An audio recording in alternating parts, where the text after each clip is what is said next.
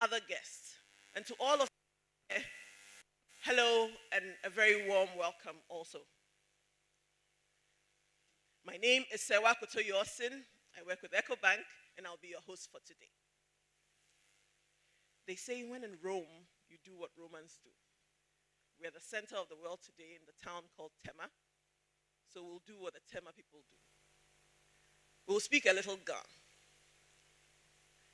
So please turn to your neighbor on your left, as they do in the churches, and say tete. So for those of you who are not sure what that means, tete is the equivalent of what's up? How are you doing? For our French colleagues, that will be on dikwa. And for Luciano and the rest, that will be como estai, right? Thank you. The regular response to tete is wahiemi. Tete. Great. Now, this morning, to provide the foreword for today's event is none other than the Regional Executive Director for Anglophone West Africa, who also doubles as the Managing Director of Ecobank Ghana Limited. Ladies and gentlemen, with a round of applause, please welcome my Managing Director, Mr. Daniel Nikwekuma Saki.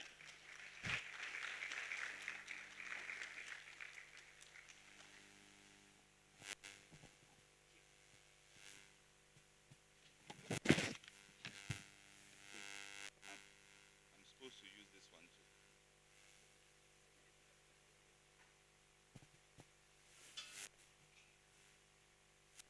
When people start praising you and asking for claps, then it's as if you are at a political rally.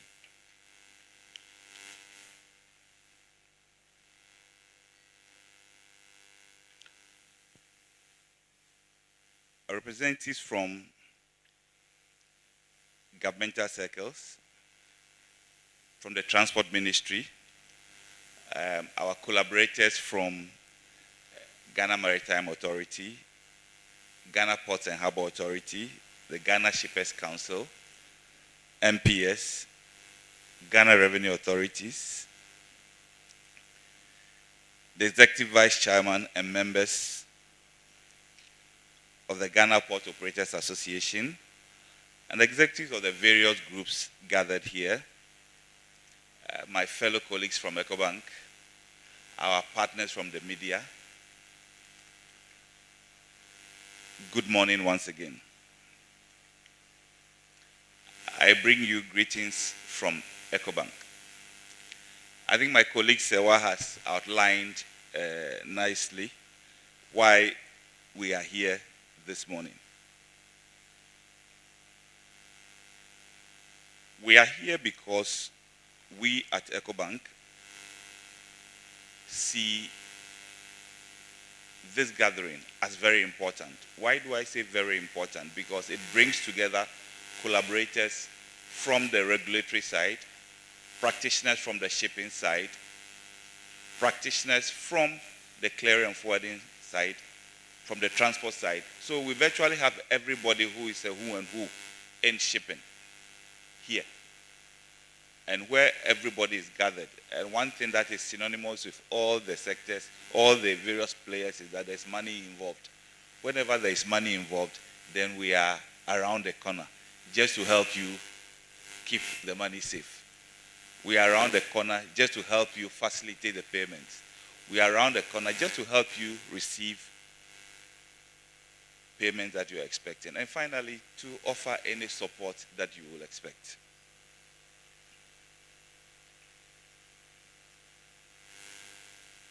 The fact that we are all gathered here shows that shipping is important. Important for the country, not only because we are largely import dependent. I think we have a distinction for importing virtually everything. And because we do, those of us in the room here also do well. And if you monitor last week, I think my friends from Gapoha had a session with some of you and they complained that volumes have started, they've started seeing reduction in volumes. And once they start seeing reduction in volumes, then it's not a good sign It's not a good sign not only for them, but I'm sure from our colleagues also from the Ghana Revenue Authority, who also look at the revenue for government. So it means that there's some source of concern for everybody. And of course, for us at the bank who also help to keep the money together, who help to facilitate that, then we are also not happy. But we believe that after this session, we should be able to find a way to say, if imports are coming down, how do we substitute or how do we replace whatever is being lost? We are aware of discussions on AFCFTA. How do we take advantage of that to make sure that we generate a new stream of revenues from the exports that are going to the neighboring countries or from countries or buyers who hitherto could not buy from us? So our job is to make sure that we work with you to identify what these new streams of revenues that AFTA is supposed to bring on board. How do we make sure that we tap into what it offers, that we are able to also work with you to capacitate you, to improve capacity, improve our ability to deliver products to them, so that these new markets come to replace. So gradually we'll all be moving away from not just import dependency, but also to the other side, which is the export side.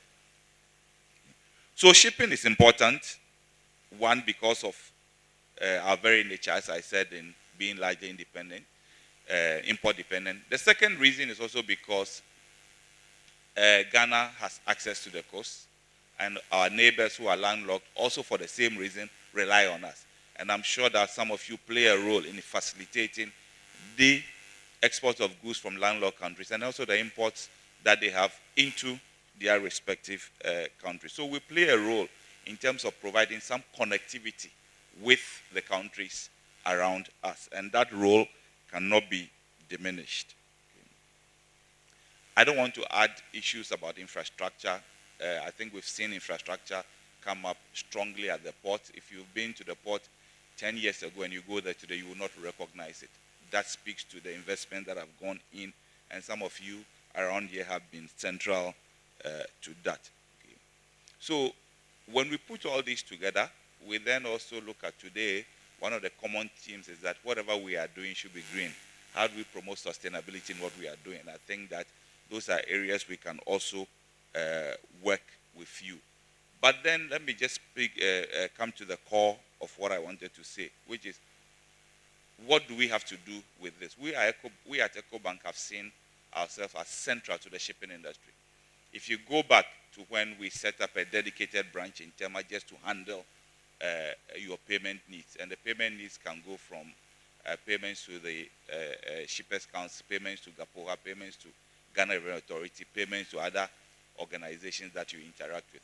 What we've tried to do at that time was to provide a one-stop center to enable you, on one visit to our branch, do that. Obviously, fast forward a few years, today virtually everything has been digitized. Everything we do normally in the branch, today you are able to submit your documentation, you're able to clear goods sitting in the comfort of your offices. That has been facilitated by this digitization. What it also means is that as your partner in this, we also need to retool, we also need to upskill, we also need to invest. And we have done that to facilitate your payments, to facilitate your transactions. So today, one stop, we are able with our mobile app to facilitate some of the payments.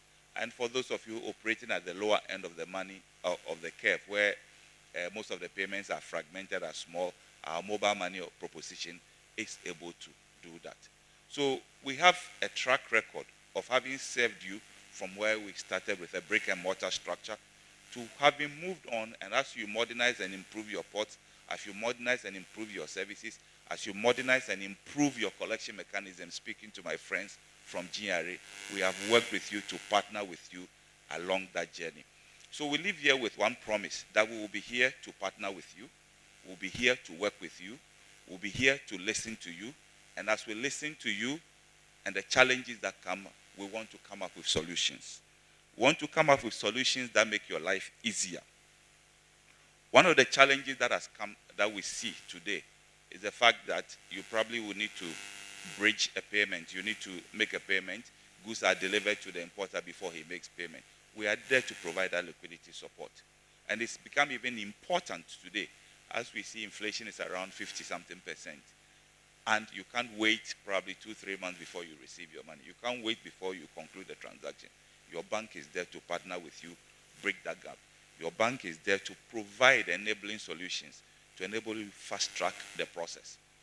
And we will do whatever it takes to work with you to become an effective partner. Together we believe that our destiny is tied. Together we believe that we can achieve more. And we believe after this session, when the stakeholders, the various stakeholders, and the various panelists have had their say, we'll be able to walk away with takeaways. Those takeaways should empower me and you. Those takeaways should position us to better understand the evolving challenges, should position us to better deal with some of the shortfalls we see in revenues, should position us to better fund your investments to make your businesses grow. So welcome to today's session. I am very, very sure you'll enjoy yourself. I'm very sure we'll have an exciting conversation. I am very sure at the end of it all, we'll come to one simple conclusion, that together we can do far better. And together, as partners, we can achieve more. We are here to work with you. Thank you, and enjoy the rest of the day.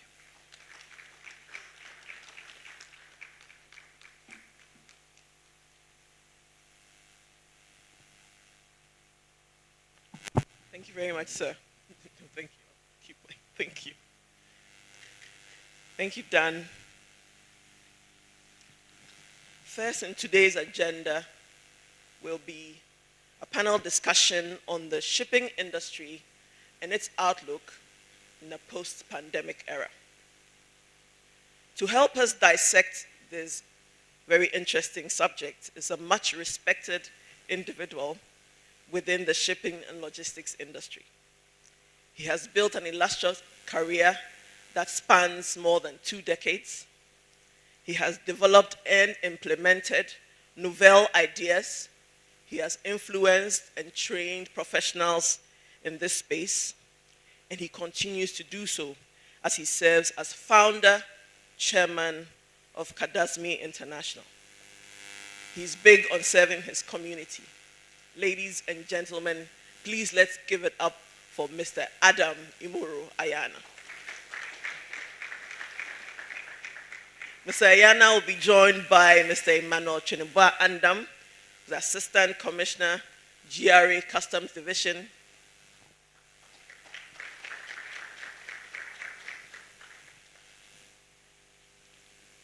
Is Mr. Chinubwa Andam here? Good morning, sir. If you could kindly come up to the dais. Thank you. We welcome Mrs. Abnasewa Poku Fosu, who's Marketing and Public Relations Manager at the GPHA.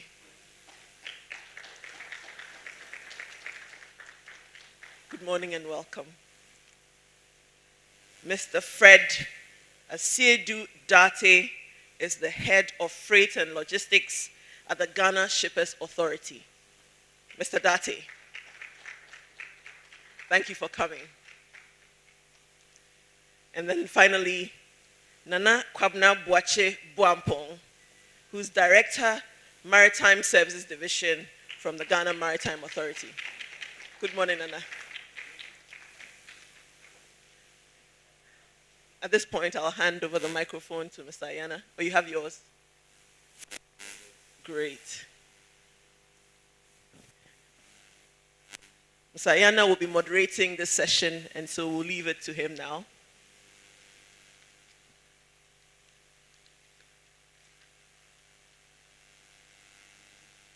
Good morning, everyone.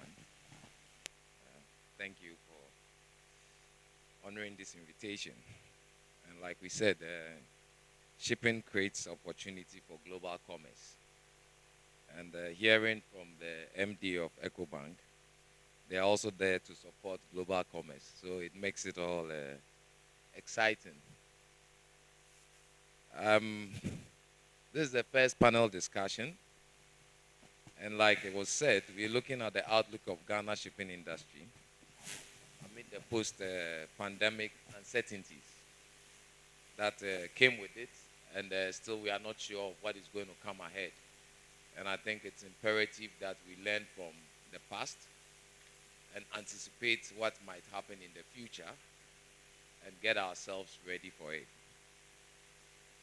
So I don't know if this should go to, I think it should go to everyone. But most importantly, I think Ghana Shippers Authority. And my good friend, Mr. Siedu, you know, over the past years, the global economy has taken a hit because of COVID pandemic.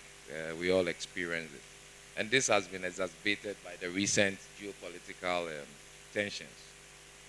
How has Ghana maritime industry fared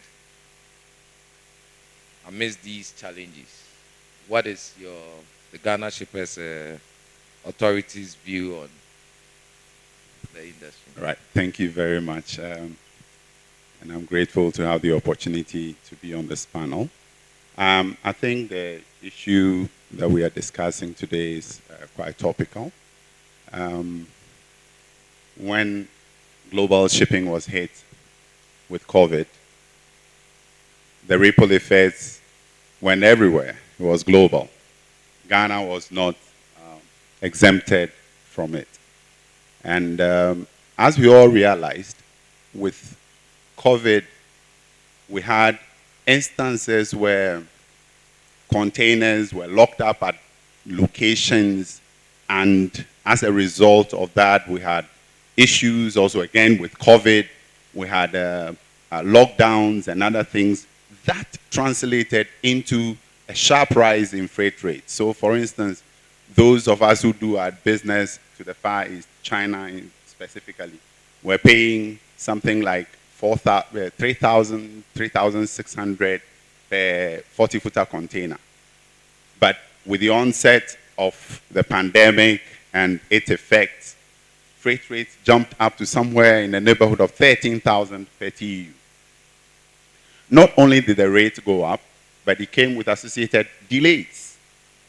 So, for instance, if you were to book, you have issues of delay. So your cargo would be expected or would be shipped after a month or so because of the dislocation we had in the supply chain. Now that then developed into a situation because of the response that the shipping lines gave to that. Because see, that also coincidentally, it coincided with the introduction of the sulfur cap by IMO. So a number of vessels, you know, were laid, and so we had this shortage rising, and then you had instances where, as a result, the trade volumes also came down, because with the shipping lines coming up with new vessels, there was overcapacity. With the overcapacity, suddenly now, as we speak, freight rate is going down significantly. And the shipping lines, if they'll be honest with you, they are sweating already because of what is going on. Now, so coming home, how has that impacted us? We are realizing very clearly that the volumes of our shipment, you know, is going down. I think the MD alluded to that fact, that already stakeholders are beginning to, you know, speak to other shippers and find out what is going on, what is the cause of all of this.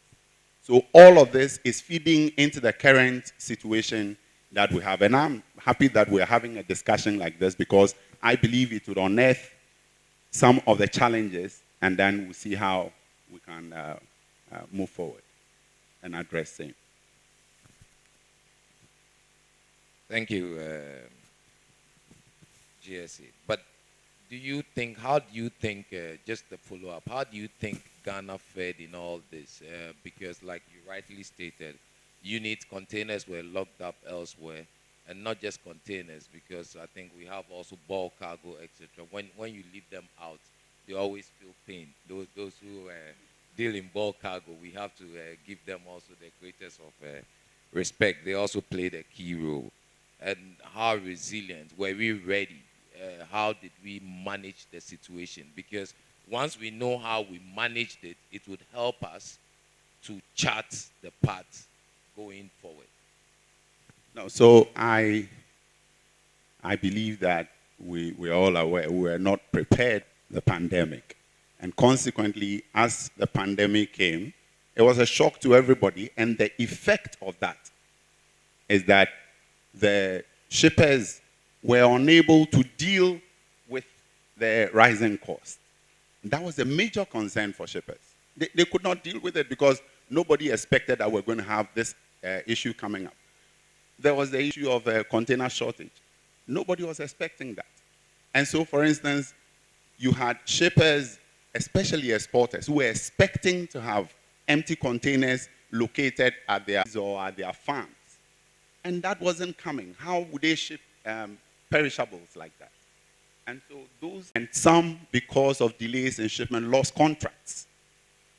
Because these are long-term contracts that were done without the anticipation of the COVID and its effects. And so people lost money. But anyhow, we have pulled through it, and there are lessons to be learned, I think. Thank you. Thank you very much. Thank you very much, shippers. The cargo handlers, after the COVID pandemic, the maritime industry has seen a lot of transformation to improve efficiency in cargo transportation and handling. Is there anything you can share, interventions you can share that were introduced or that has been introduced over the past few years to make cargo transportation and handling more efficient and reliable?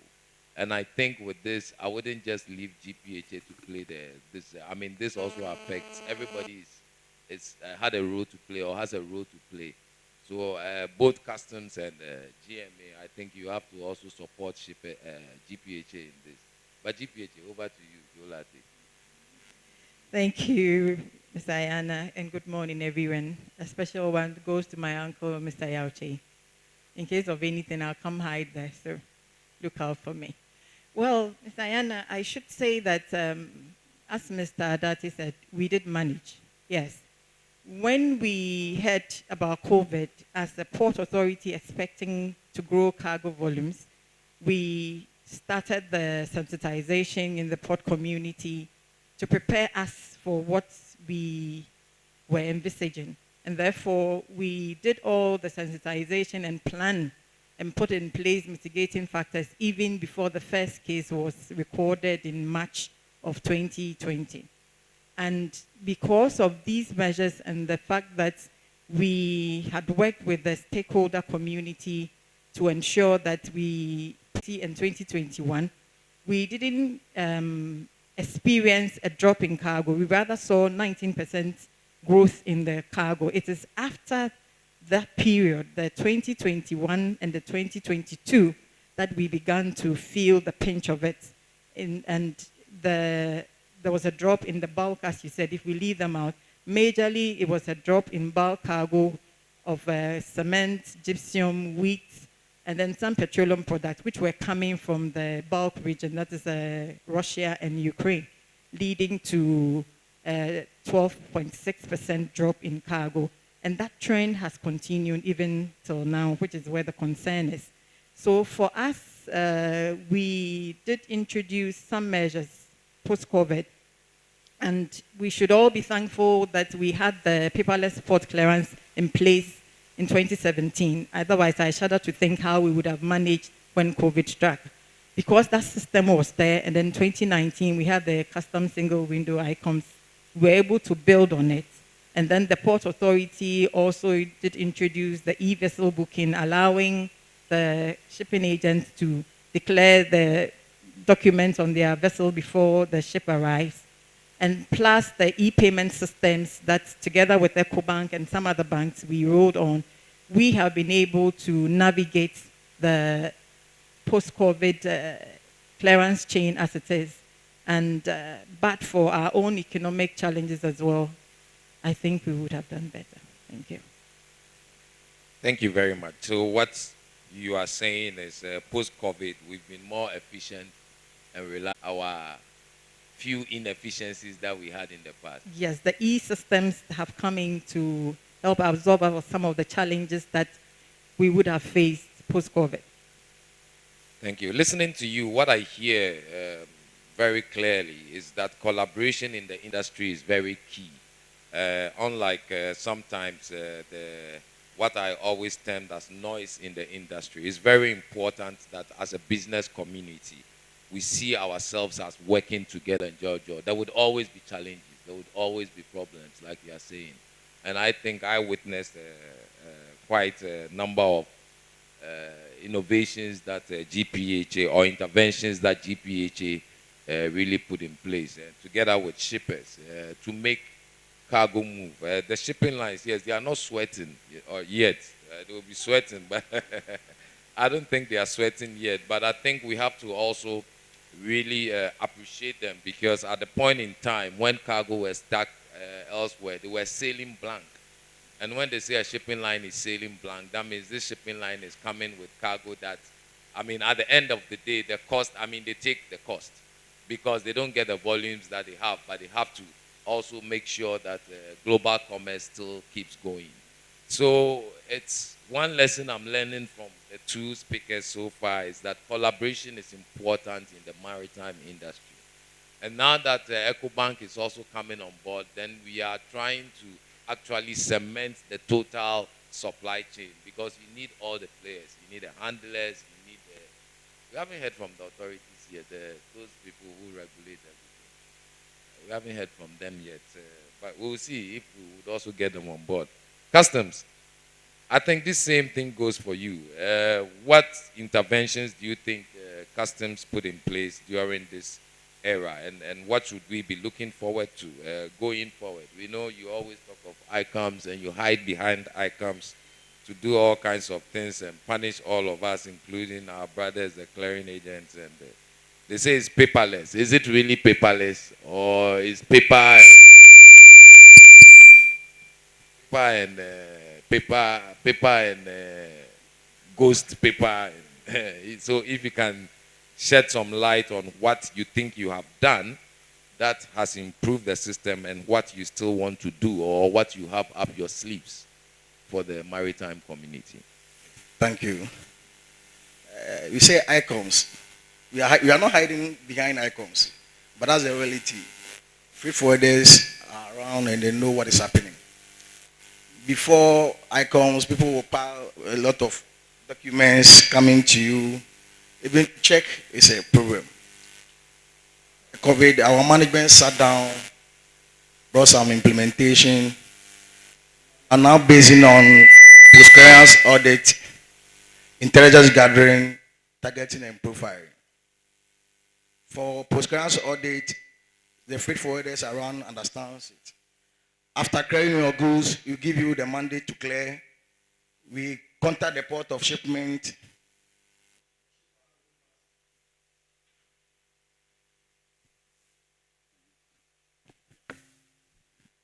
You get detail from the shipper to know whether what you declare to us is the actual consignment. So the post-clearance audit will allow you to facilitate trade. We will allow you to go with your goods. Then we do post-audit. So when we find you capable or guilty of declaring negative, or maybe not the actual consignment to us, we call you. And this is based on our law, the Article 891. So I'll just tell my shipping lines, the agents, the freight forwarders to know that we are not witch hunting you. When we are called, it is by law. The law mandates us to do that, and we are getting more revenue from that. I can give you a clear example. Maybe I'm working on outer covers from maybe India or China. The images or our scanners cannot detect the sizes of the outer covers. Maybe you have RAM 22, RAM 19, RAM 15. Some freight forward being sharp will just declare 15. For us to facilitate trade, we let it go. But from our checks, from the shipper and the point of exit, you get to know that no, these sizes, from your invoices, we get to know that no, these your sizes are wrong. So we'll call you to come and perfect your entry, pay the short collection for the government. So we do targeting and profiling. Let's say an agency called maybe Agency A. normally brings goods, no shortfalls for a year or two. We profile this agent A is tax compliance, so we give you the benefit of the doubt to go. But when you see an agent B always making a shortfall on revenue, then always when your consignment comes, we try to monitor such an agent or such a free forwarder. So these are some of the measures we are putting in place. More so, we are doing intelligence gathering. The Bible says you can't love somebody more than yourself. At times, you'll be there, somebody will call you, Charlie, this one, my goods, I'm agent for this consignee. They have changed my goods to some different freight forwarder. So this is how he does his work. So when he comes, try and scrutinize it. So we have an intelligence unit that we are also working with them to get more fat on some consignment so that we can reap in more revenue. Thank you very much. I think customs works directly under the finance ministry. Right? Yes, yes. That is why you are quoting the Bible.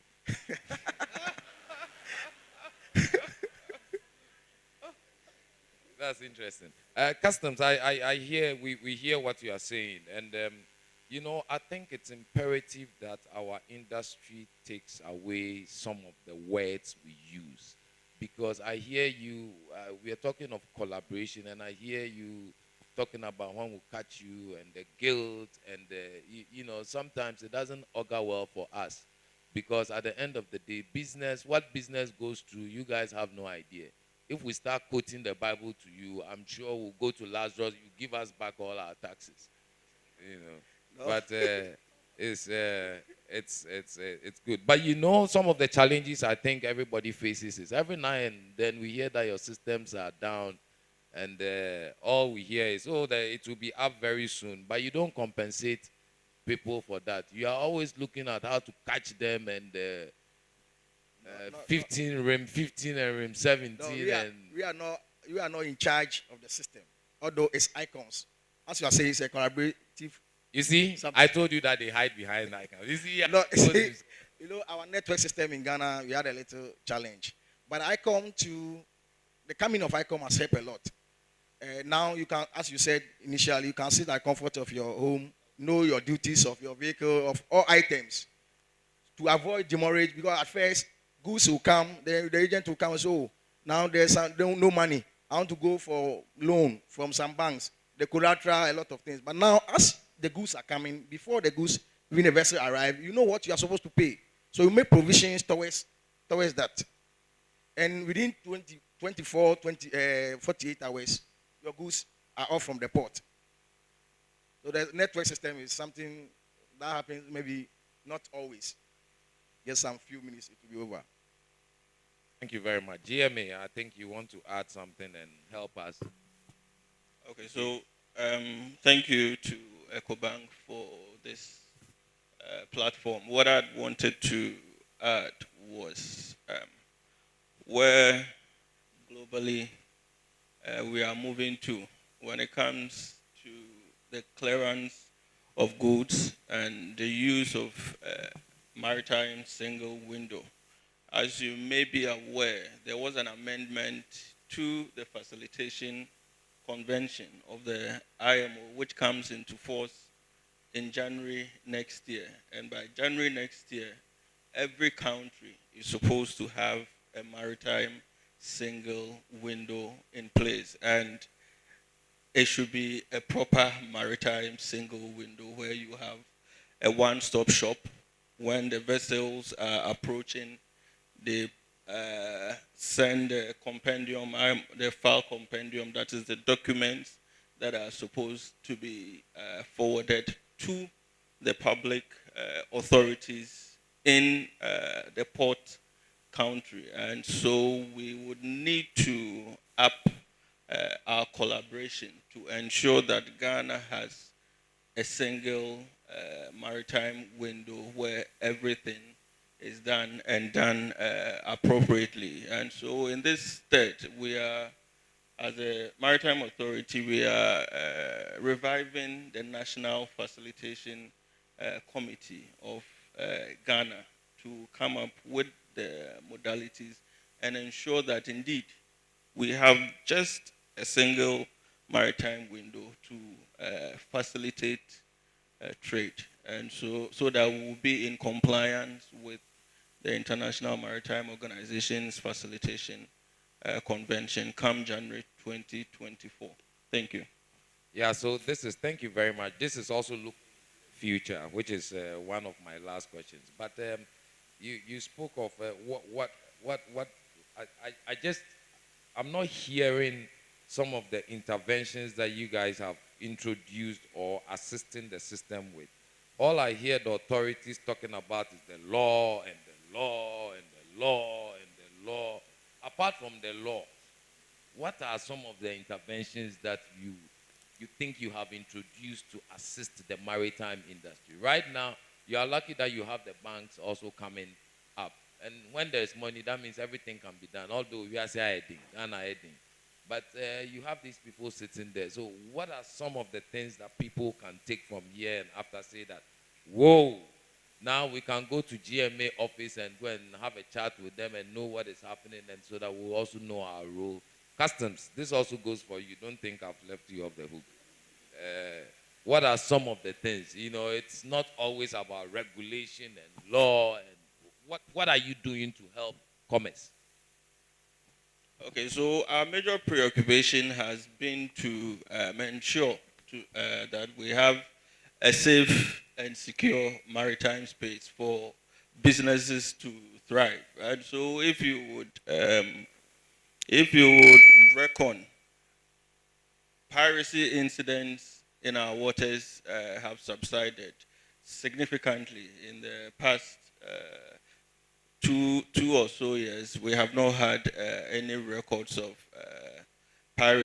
Safe and secure passageways. When it comes to port handling, that is left to the shippers authority and then the landlord port, the GPHA. So I'm sure they can better speak to what has been done when it comes to commerce. We only facilitate and enable that ships who are calling at our ports have the assurance that they will be able to come deliver their goods and then go back in a safe and secure way.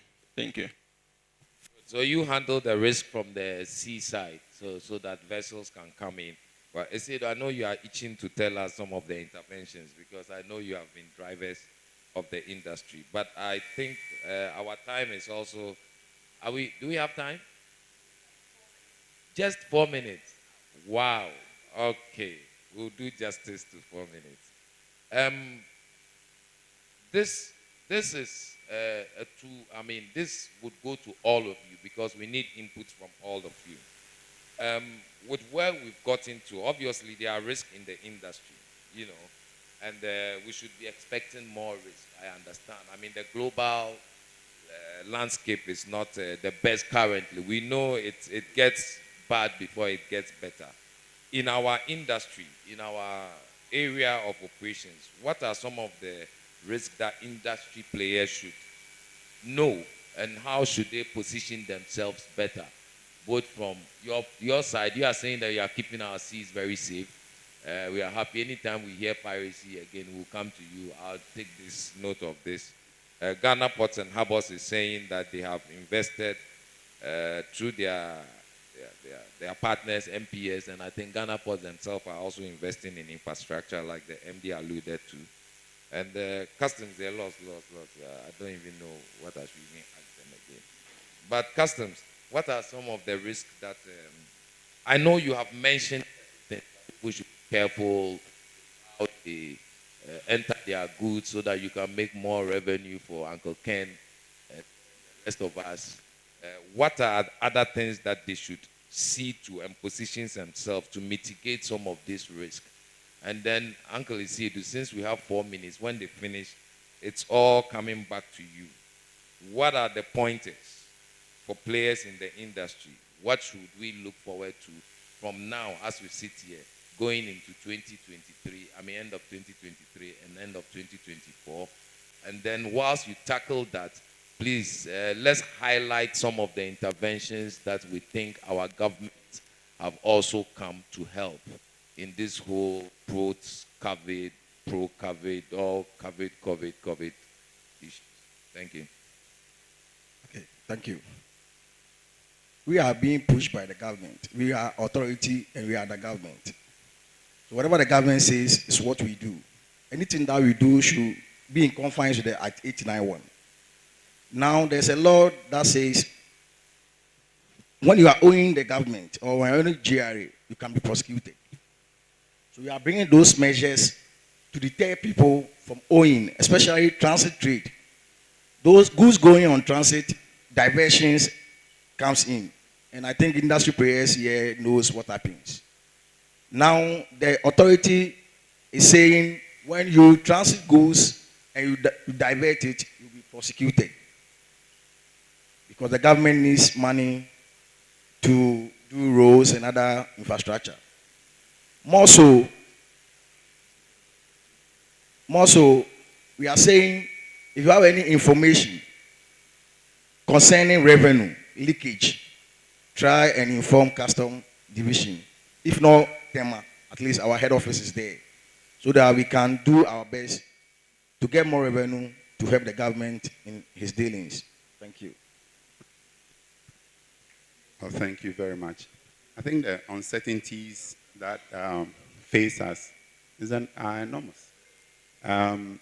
Apart from the global arena, we have local issues that are pushing importers and exporters and causing some significant uneasiness in the marketplace. And those are the things we need to be looking out for. I was looking at UNCTAD's Maritime Trade Review, and the projections are that trade volumes are going to go down further. We used to have an annual average over the last 3 decades of 3.3% growth rate. Now, the projection is that for the next year, we're having 2.1%. And so, again, even WTO says 1%. So all of that is going to hit us. Now, so how do we get around it in all of this? I think that it is important. And the shipping lines have shown the way. They have introduced some digital solutions to help with, one of the biggest problems we have had is the clearance process and the issues with delays, cost, penalties, and all of that. They add up to cost. And consequently, especially with government withdrawal or reversal of the benchmark values and the exchange rate issues that we are faced with, everything is in a mess. I can't put it any better. So I think, just as the moderator said, this is where we need to collaborate and see how we work together. And so I would want to say that we applaud the innovations or the interventions that the shipping lines have made, introducing digital systems, payment systems, so you don't need now to go and queue and pay and come back with a receipt and go back to your office before they send you a mail. All of that is becoming one touch. And I think that is very good. What is also very important in times of uncertainty is availability of information. And so what the Ghana Shippers Authority is also doing is that at every stage, we are gathering information and we have developed what we call the Shippers app, which is available on Play Store. So everybody can access it. You know what's going on in terms of even charges, in terms of conditions. It's very important. One other thing that is coming up very strong is environmental regulation. IMO is getting very strong on that. I think my colleague from GMA mentioned that in 2024, some regulations are going to be enforced across the globe. And I think that it is important that as much as possible, all of us are up to speed with the issues of green shipping and what you need to do and what interventions are necessary and all of that. Because without those things, you're going to have yourself, in a position where you are piling up costs and all of those things. The 4 minutes is such a restriction. I'm not sure what else to say. Don't worry. I think you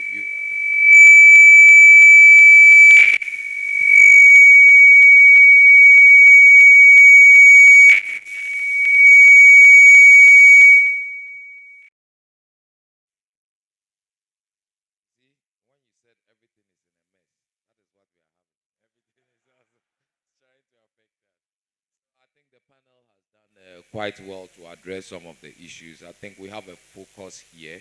We know why we are here. We are gradually going to get there so that we can address and know what Ecobank has for us, because I think they also want to play a pivotal role. Uncertainties have been said. They say trade volumes are expected to go down. Everything is in a mess. I don't want to say it again for the mics too. I won't say it again. Everything is in a mess. There's this shipping apps. I think we would all be looking out for the shippers apps. Green shipping, which means that the lines also are going to suffer a little bit. Like, that's why I told you they are not sweating yet, because they have to also invest all the money they made during the COVID time. Yes, they have to plow it all back. So as for customs, please, they warned you already. The laws are they will prosecute you. So let's play our role for Mother Ghana. I mean, it's important. If I think we all play our role well, a seamless trade environment or maritime environment. Whistleblowers Act. I know somebody, customs. When I tell you, what would you do for me?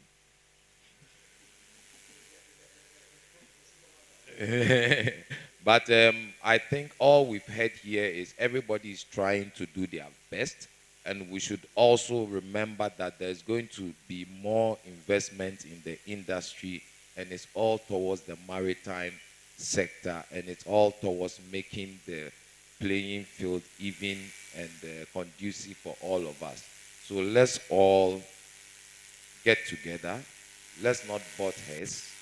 Let's take antagonism out. From what I hear, I think the authorities too should collaborate more. Ghana, we have too many authorities. Everybody is an authority. Very soon we'll have ICOM's authority. Let's collaborate more. If I think we're collaborating, there wouldn't be the need for authority and regulations. Let's know that we are all in this together, and let's know that, like I keep saying, shipping creates opportunity for global commerce. Thank you very much. Thank you very much, Mr. Moderator. To our panelists, thanks very much. But before you step up the podium, we would like to give the opportunity to the audience. We'll take 2 questions because of time constraints and our very packed agenda. Any 2 questions, comments? We have one up there, one hand up there. Ladies in the aisles, can you kindly give the gentleman a microphone? Comment, suggestions, questions. There's another hand up there. Can we get a microphone for... Can I kindly have your mic, please? I think we are limited.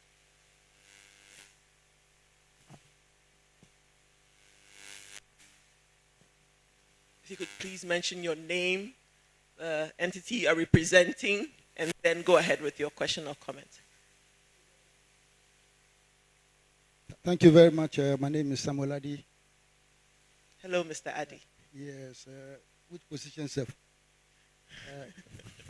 I'm coming from GIF, the district secretary. I have a simple question for GPHA. GPHA, I'm just coming from the harbor. 3 days ago, I was there. Yesterday, I was there. The port is almost like football field, like football park. Now, are you aware that in the corridor from Nigeria, Benin, Togo, Cote d'Ivoire, San Pedro, Dakar, they are all expanding their ports. And expanding the port for what? You should be able to answer that. So what exactly are you doing about it to make sure that we have cargo coming to Tema Port? I hope I'm clear. What I'm saying is that the corridor, regional corridor, they are developing their port, expanding the port. They are expanding it for cargo. And now we are having challenges already with cargo. What are we supposed to do? What is the authority actually doing? That unless cargo come, before your port will be active. What are you doing? Thank you. I think we will take all the questions so that it can be answered. A very good idea. So the second... So all you are saying is GPHA should become the... improve the cargo throughput. Is that correct? Good. The other side is to bring more cargo so that we can all. Everybody. Okay. Okay. Thank you. My name is Kwesi Afriva. Has Logistics. Seriously, when I was invited, I saw Ecobank Shipping Forum. I thought we were coming to talk shipping financing. What I'm hearing here is the usual things we know. I don't understand it.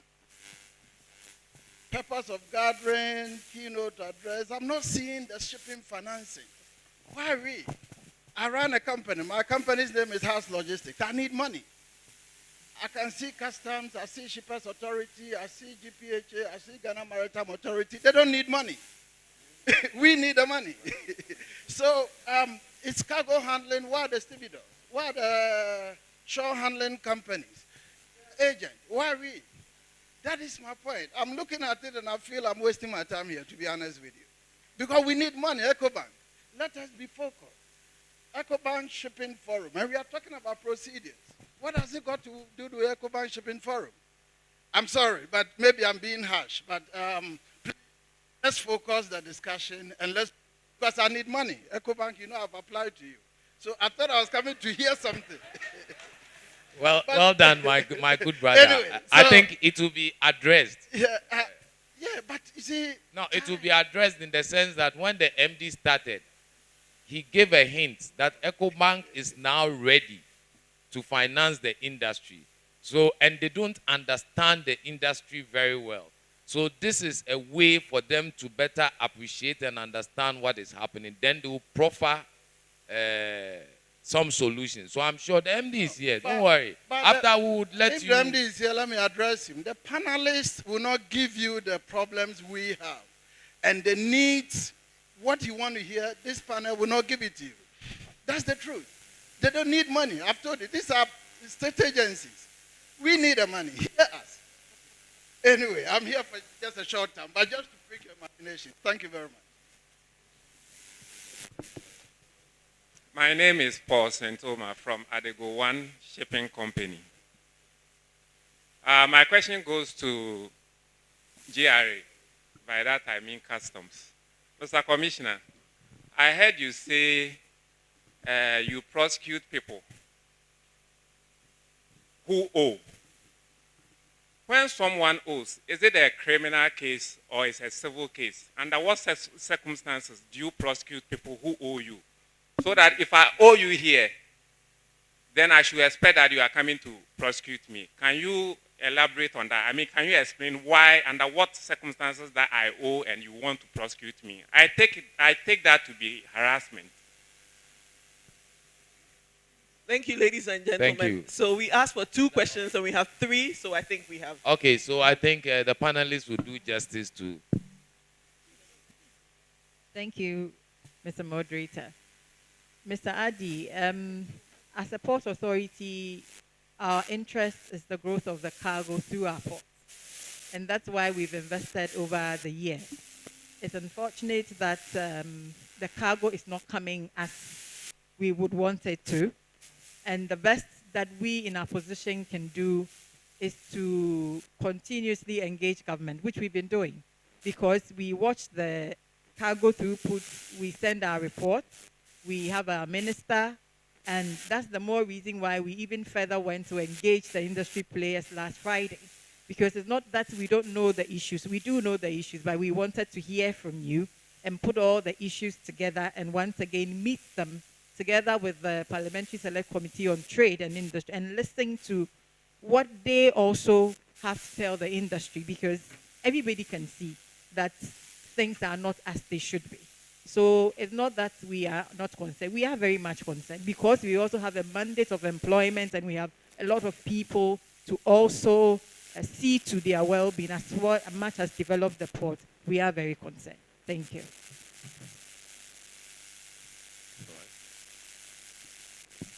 Mr. Prosecutor. Boss, the point is, diversion of goods is criminal. When you divert goods meant for transit, it's criminal offense. So when you get you you are us. I mentioned suppose you take fertilizer to Burkina Faso, you manifest it as transit. We find a fertilizer in Accra, one of the shops. Knowing that you are the agent, you'll be held and you'll be prosecuted. It's legally accepted. Are you okay? Then it means you didn't put it right. That doesn't mean the person owes. The person has committed a criminal offense by diverting goods and is apprehended. If you owe, is different. Nobody owes and it becomes a criminal case. We are here to enjoy our destiny. We don't entertain any harassment. I'm sorry. No, sorry. Maybe I didn't put it well. That's okay. Thank you. Thank you very much. I think they've addressed the issue. Where's my good friend, Uncle P? The Ecobank, like you heard, there's something very critical. The people need money. So show me the money. So thank you very much. What's the name again? Is it Mr. Afrifa? Mr. Afrifa, I want to assure you that this place that we have come, we mean business. We are here to understand the issues. After this, we will actually be engaging the various groups and associations. Please understand that I represent the corporate banking department of Ecobank. What we do is give money. We have the rep for SMEs. Kingsley is here. He's the head of our SME department. What he does is to give money. So we mean business, so we'll take care of you. Thank you. Clap for him. Give him a big clap. Just a moment. Let me put it in perspective. I may not stay for long. The point is that we need money for pre-funding. GPHA is here. To handle one ship of 1,000, you need not less than $500,000 pre-funding. And that is paying in advance to GPHA. You need trucks, move cargo. This trailer, $1,000. The restackers, the stevedores use. I'm just putting it in $1,000. The point is that if you how to support the people who your support, solution. Because when we are here talking about procedures, trust me, the procedures will not bring the business. It is the readiness of the business owners in Ghana, our efficiency, that will bring the business. If we have the trucks to move the cargo, if we have the equipment to turn around the ships quicker, if we have the muscle to compete for the major project around the world, that is what will make Ghana Guys, the hub. you have to clap for him. You have to clap for him. You have to clap for him. No, let me finish. You have to. So the point is that, I'm just putting it in perspective because I may go right now because time is money and I need the money. So, maybe I will end it here. Ayana, let's stop. Thank you very much. Yeah, thank you. So at the end of the day, I think, everyone is kind of had some input. I think my good brother, I'm sure Ecobank is listening. And like they said, from here, they would reach out to the groups and other things. And I think they brought us here because they want to finance business. So I would just encourage them that they should live to their word and support everyone. Because right now, like my friend said, everything is in a mess. My good friend too said, the port has become a football pitch. That's where Blasters will start training from. So, Ecobank, we are at your mercy. Thank you very much. Thank you very much, Ms. Ayana. A hand of applause for the panelists, the first set of discussions. Thank you very much, Nana. Yes, Nana, you can go. I know we've kept you. Thank you, Abner. Thank you, everyone. And now for a short interlude, a very short interlude, we have some questions related to shipping and transportation in general. And we want volunteers. It's like a short quiz, a pop quiz with lovely goodie bags as compensation. If you wish to answer any of the questions, kindly raise your hand, give us your name, the entity you represent, and we will allow you to answer the question. And for your prize, you get a lovely Premier Banking digibags. Our first question would be, what is the name of a shipping lane with markings for the safe passage of ships? What do you call the lane with markings for safe passage of ships? Is it a calibrator? Is it a unifier? Is it a pulsator? Is it a fairway? Anybody?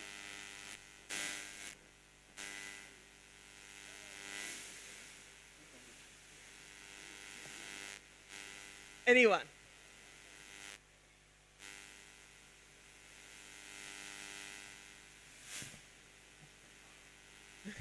I'm going to take another question. What does the word TEU stand for in shipping? We have one hand up there. Clap for him for a lovely goodie bag. Thank you very much, sir. When a buyer is using Ex-Works Incoterms, where does his responsibility start? When a buyer is using Ex-Works Incoterms, where does his responsibility start? We have a hand up there at the back. Hello, sir. Your name, please.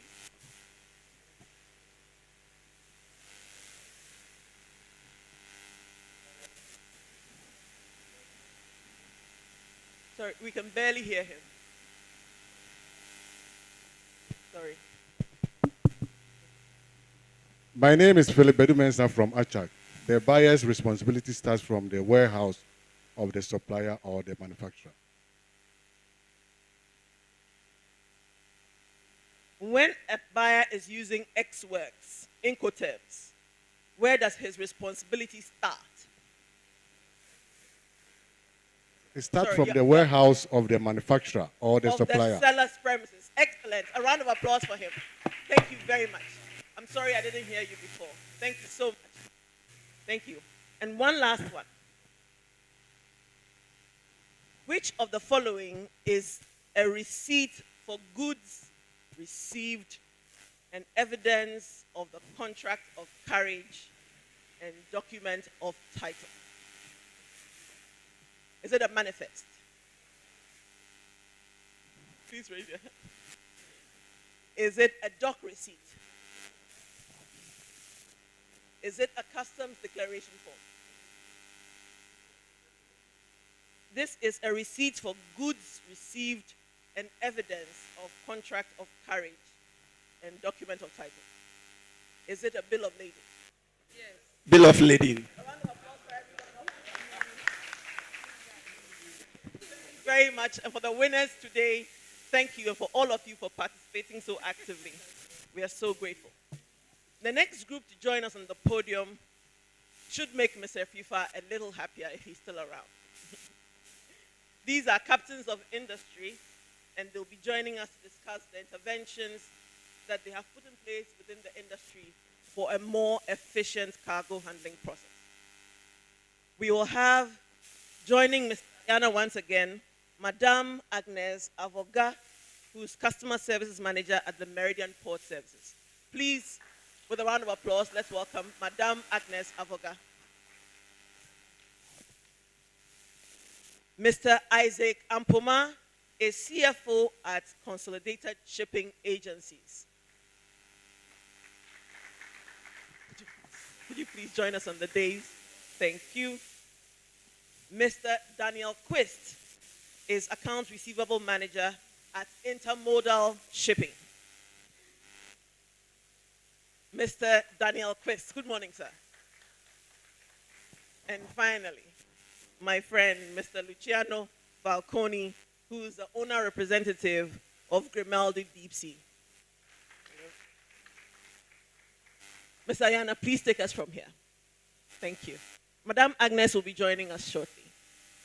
Okay, thank you. I think we need a mic, or do you have a mic? We need another mic. Sasa. Okay. All right. You're good? Thank you. Oh. So, like they rightly stated, these are the captains of industry. We are all captains of industry. Part of the captains on the captain bridge. As was introduced, this is a panel that is going to look at the interventions that has been made in handling and made shipping and maritime convenient and efficient. So I think my first, do we have MPS here? Yes. Where's them? My darling.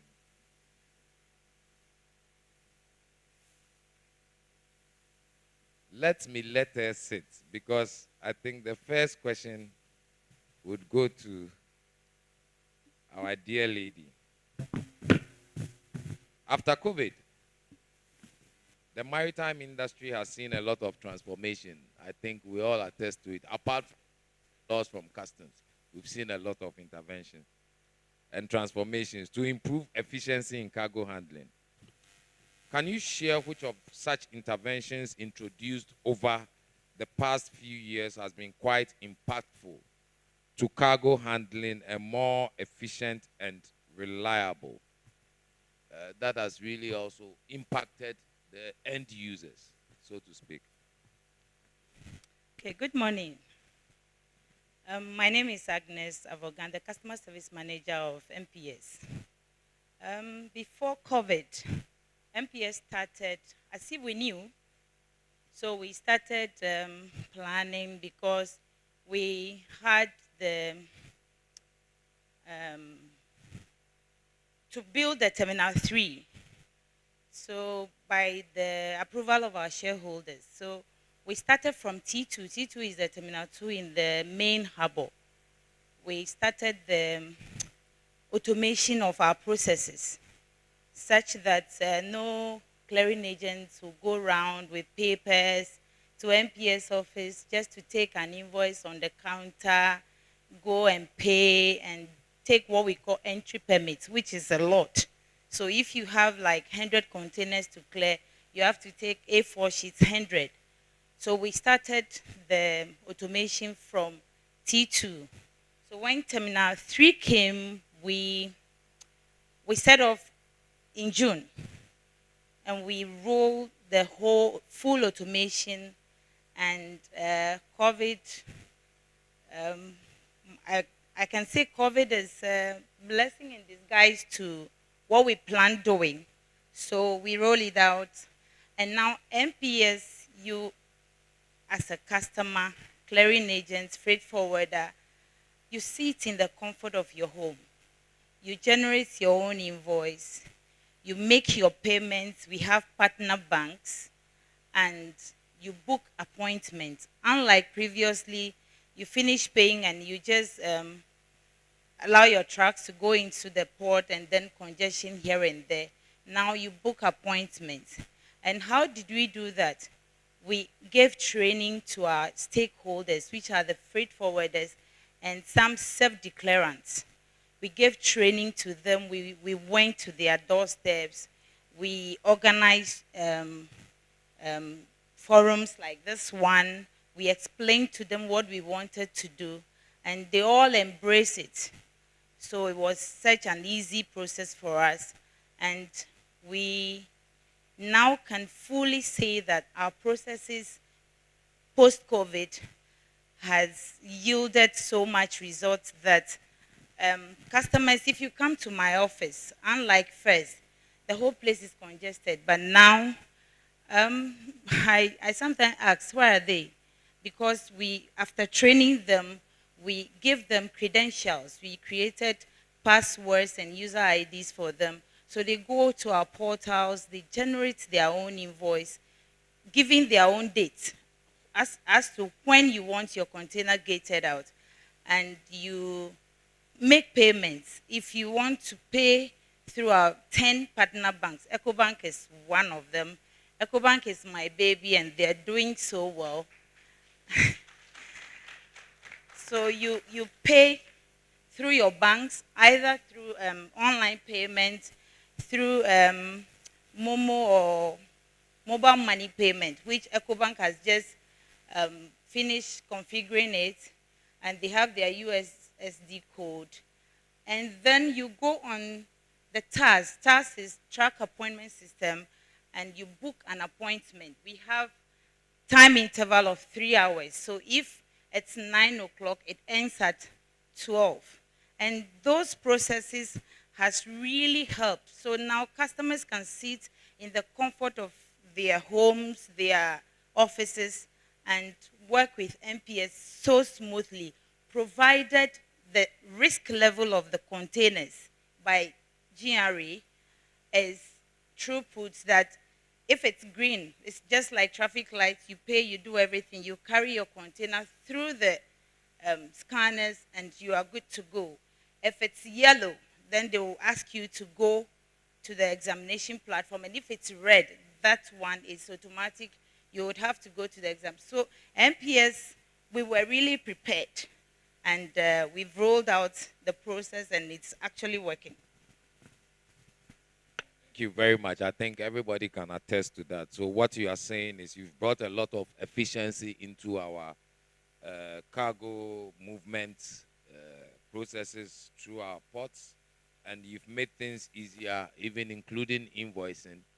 And you are in love with the banks because they are also supporting you to make this seamless. Consolidated, I'm sure, what would you also say? Because you are also somehow, I know you are not MPS, but you are somehow in the cargo space. How has this also impacted you positively, and what can you say?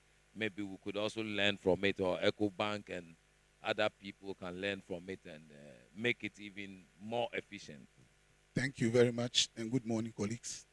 I think the streamline or the digitization of the process of the shipping lines has actually, what I call it, has increased productivity, from our end, for example, because like she said, hitherto, one has to walk to MPS or whatever terminal to go and get invoices, bring back to the office or call, and then check is issued, and then check has to be given to a dispatch rider to now move to go and give to the clearing officer for payment to be made before the process starts.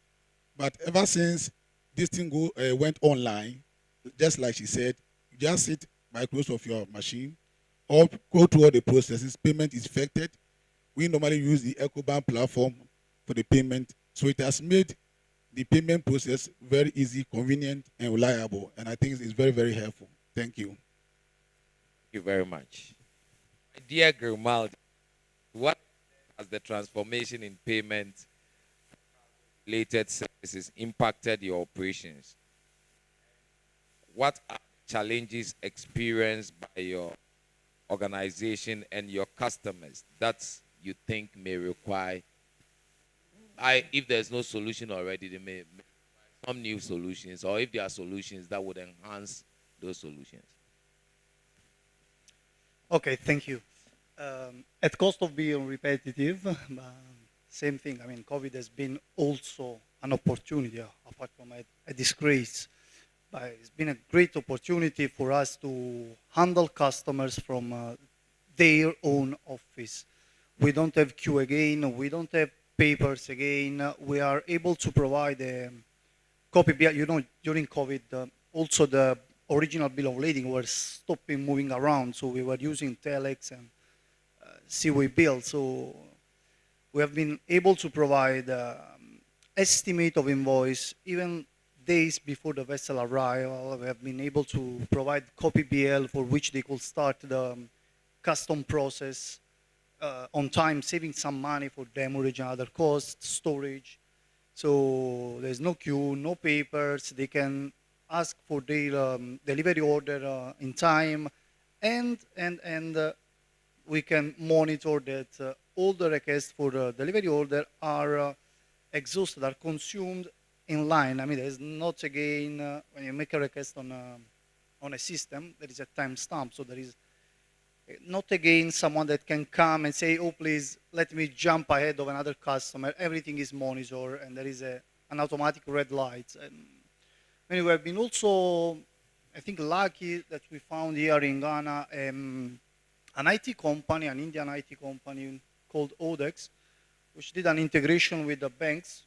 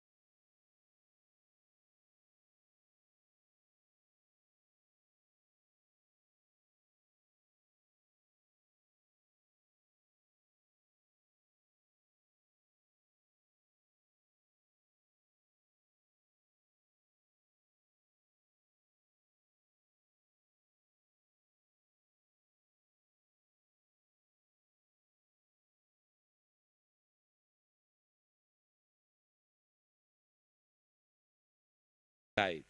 You know, let's improve our processes during this time. It also saves us a little bit of cost. But it goes for all of you. What do you expect from customers? What do you expect from your partners? What do you expect from the general public, from our brothers, the clearing and forwarding agents? What do you expect from them so that you can help them improve the turnaround? And most importantly, reduce cost. Cost us deposit, demurrage, and other things. That's for the saving of money. But if we talk about a better approach with the shipping company, for sure I'll learn to maybe, I don't know, take the process maybe a little bit more seriously when it comes to requests. I mean, we have a full process based on refunding the deposit invoice. They pay some deposit, we have to refund them. We receive plenty of requests for the container not yet returned, for container with the demurrage unpaid. We receive these requests which they reflect in additional work. And when they come, sometimes we have these customers saying that, oh, I paid, I asked for the refund 1 month ago while the process is. Harborcraft jetty to, so to say, pack, as in a layman's language, the minutes plus for it to come. 30 minutes in the industry, it's a whole lot. So that is one thing we've just done to cut costs for the shipping lines and the importers and the exporters as well, because for exporters we have window opening. So MPS now, if you get in your container as an exporter and the vessel is at anchorage waiting for a tugboat to pull it to, so every staff of ours is being trained on the lane management training to be apt and doing. We embarked on automation not to remove the human beings or the people or the staff, but to elevate them to be apt and doing and serve our customers well. We don't want customers to come and be there waiting for machines. So we've imported a lot of gantry cranes to serve them faster. So we are putting in a lot of investments to ensure that we deliver on time. Normally, it takes about 1 month for the ship to get to its destination. But the shippers will wait until the ship is gotten to destination when they make arrangements to come and pay and have their bill of ladings released to them. It takes time, sometimes brings unnecessary delays. And so those of us who deal with us, I will encourage that as soon as the ship sails, you make effort to come and do all your corrections and have your prepared and clear your goods. And that is what I would say for the import side. Yeah. Thank you very much. Corn ship, our famous favorite. I thought this question was meant for the shipping line port or for the terminal, so that the customers or the importers will have them at a reasonable price. Thank you. Thank you, panelists. I think it's the same way. I'm sure we'll go to the audience for some questions, right? 1 or 2, or we are done. I think we can take one question because we really are behind on time. Yeah, okay. Yeah. Before the question comes, I think some of the key issues that have been highlighted is digitization has helped us. Let's take it serious. Take the processes serious. Wherever you go, it saves cost. Training, key that we train ourselves and train our staff. It saves cost. Customer engagement is key. It saves cost. If you engage your customers, you save cost. Time is of essence. And this country, we don't cost time. If we cost time, we'll see that it saves a lot of cost. And I hear everybody saying they are investing. Investment also saves cost because it makes things faster. And then act promptly. It will save you a lot of cost. One question from the floor.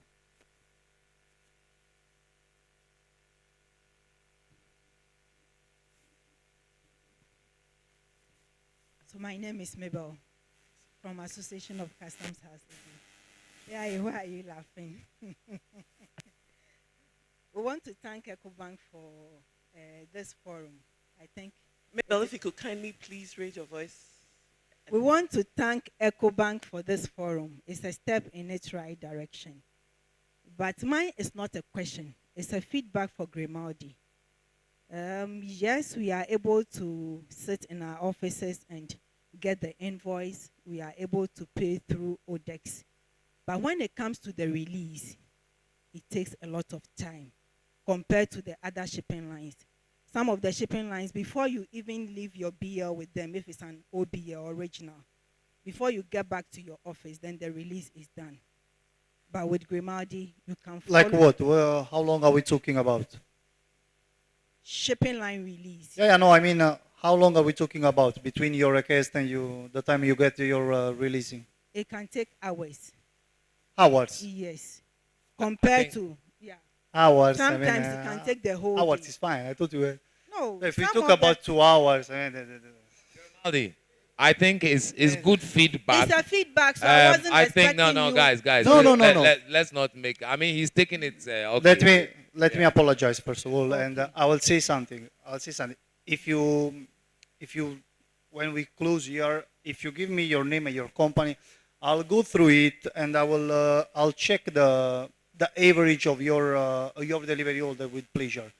So when we close, I will, if you agree, I will come to you. I will collect your company name, and maybe if you have some example, some bill of ladings, we can go through it. I mean, but while I was kind of laughing, it was because you scared me when you said it takes a lot of time. So I was starting sweating for a second, thinking that it was about days. I mean, so that one would have been a big trouble. There is also GIF here, there is GMA, GSA, so I was really sweating in this time. But Thank you. AIA is my boss. It's your boss. Back then in the 90s. And when we talk about time, AIA will tell you that even missing a second is a lot of time to him. So if I'm here telling you hours, I think it's a feedback and you have to take it in good faith. Of course. I don't want to mention, but let me give you an example. Mabel, I think you've really made your point. I think it's good feedback. And the only thing I'll say now, I put on two hats. Let me put on the other hat. Put on one hat to be a moderator. I think what we should all appreciate is that some of us are service providers, some of us are customers. And we should see ourselves on our side or being the service side. Let's try to engage. And those on all the other side, both of us, let's try to listen more and let's try issues. So let's all be looking for solutions in this. I think that's why we all came together here. It's about solutions. It's about collaboration. It's about how can we move forward. So I think Grimaldi has taken it in good faith. And note that because you are, Grimaldi is. Because you are, MEX is. Because you are, all the shipping lines is.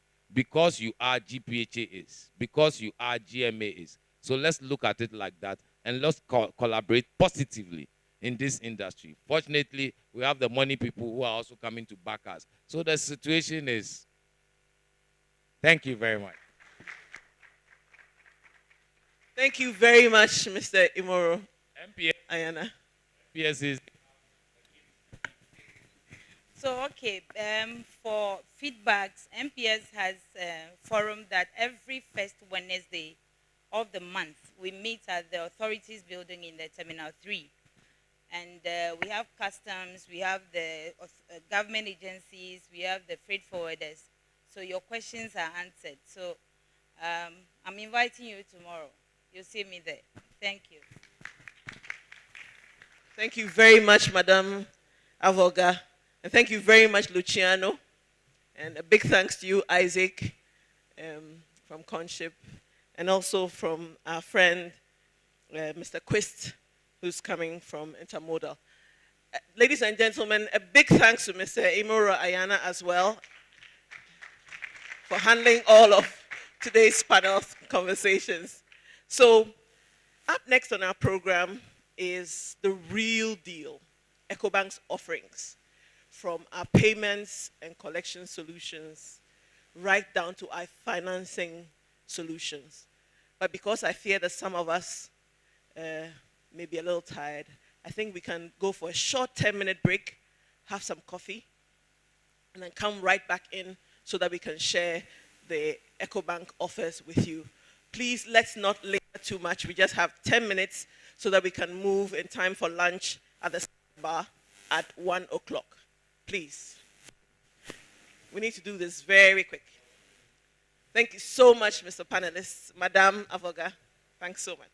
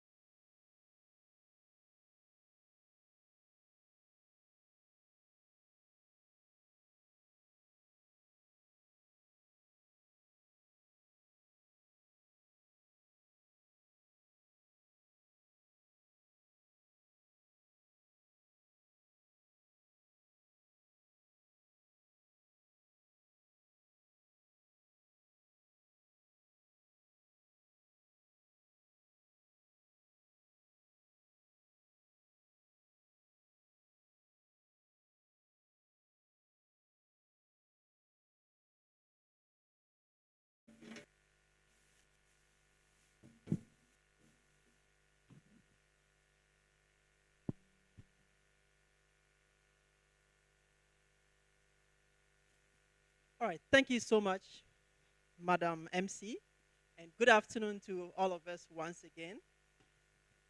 Over the next 15 minutes, I'll be taking us through the various interventions that Ecobank is providing to ensure that cargo handling is done in a much more efficient manner and so as to also drive value for the industry.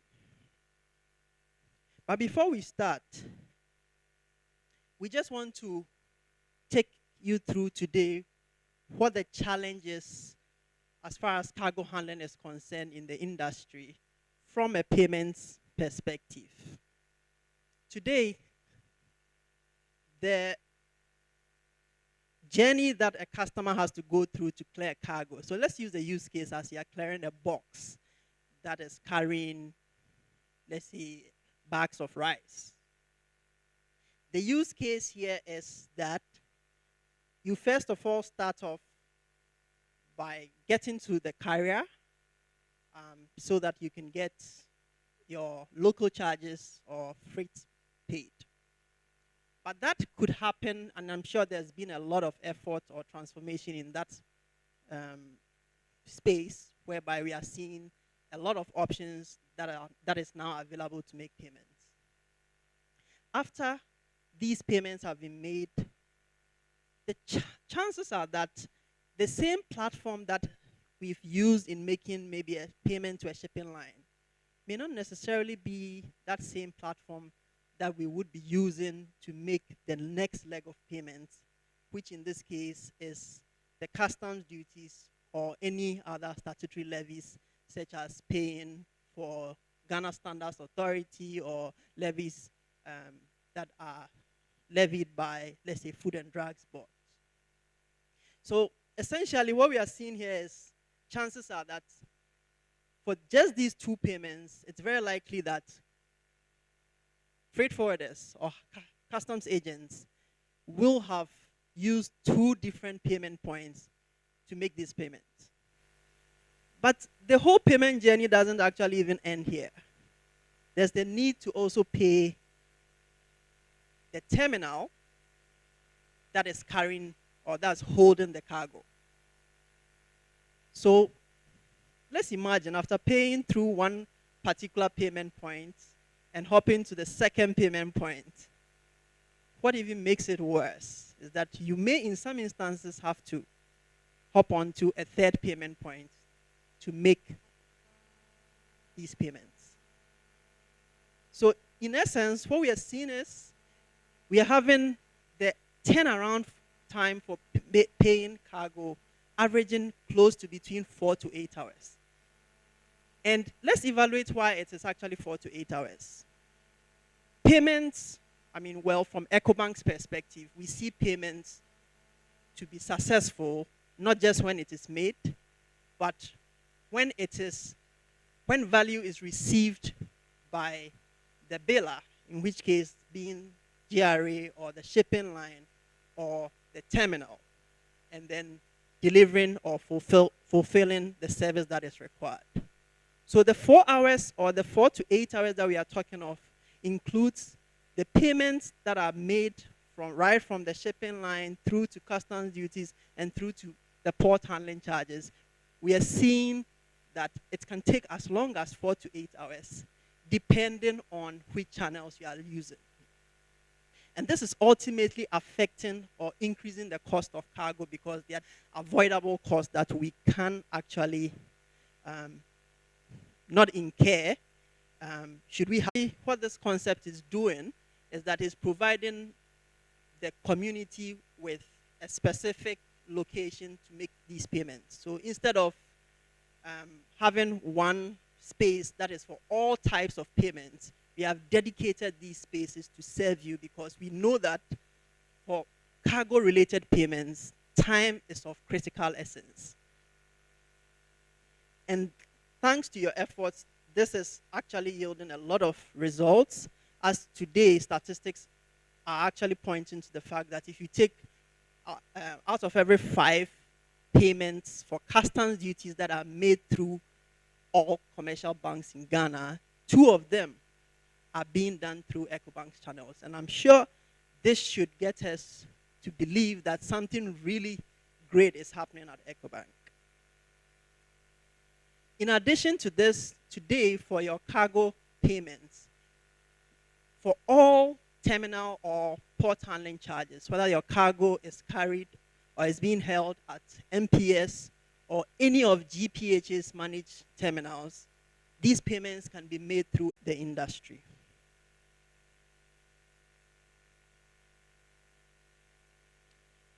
One of the keys to successes in addressing this challenge is Ecobank's approach to see customers based on their unique needs. So instead of seeing every customer or all customers to have needs that are quite common, we try as much as possible to see the new channels. In Ecobank, we have two main digital channels that do serve the payment needs of these enterprise customers. So if you are a small or medium scale logistics firm, your needs could be served on our OmniLite internet banking platform. Essentially, this channel gives you the opportunity to make all types of payments, including all cargo-related payments. Also, if you're a large corporate, then you can also make these payments through our OmniPlus, which is a bit more sophisticated and also quite accommodating to the needs of your business as a large entity. In addition to this, as an individual customer, we do understand that for individual customers, your needs may be completely different from an institution. For an individual customer, you are more likely to transact on your phone. And in this instance, you can easily make these payments through our Ecobank mobile app, which gives you the same level of experience just as the corporate or institutional client is also experiencing. For those of us who are not so comfortable with the mobile app, there's also an option to use the web version of it, which is the Ecobank Online. And this also gives you the same experience. We do recognize that there are some players in the selected lines, customs duty or statutory levies, and then also port or terminal handling charges can also be made. Even in instances whereby you have your funds stored on mobile money, you can equally make these payments directly from your mobile money wallet, regardless of the network on which you are on. If you're on Vodafone or Airtel Tigo or on MTN Momo, you can equally related payments using cash or a check.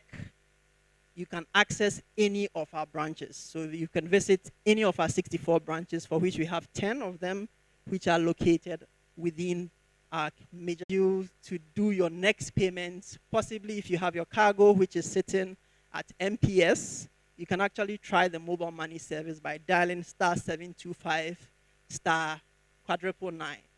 That's *725 *9999. And with this, once you have your bill, you can make these payments within a matter of 30 seconds, and you have access to that track appointment service so that you can go ahead to clear your cargo. The other exciting news is if you have your cargo being carried by CMA CGM, you can equally make these payments using the short code *725 6.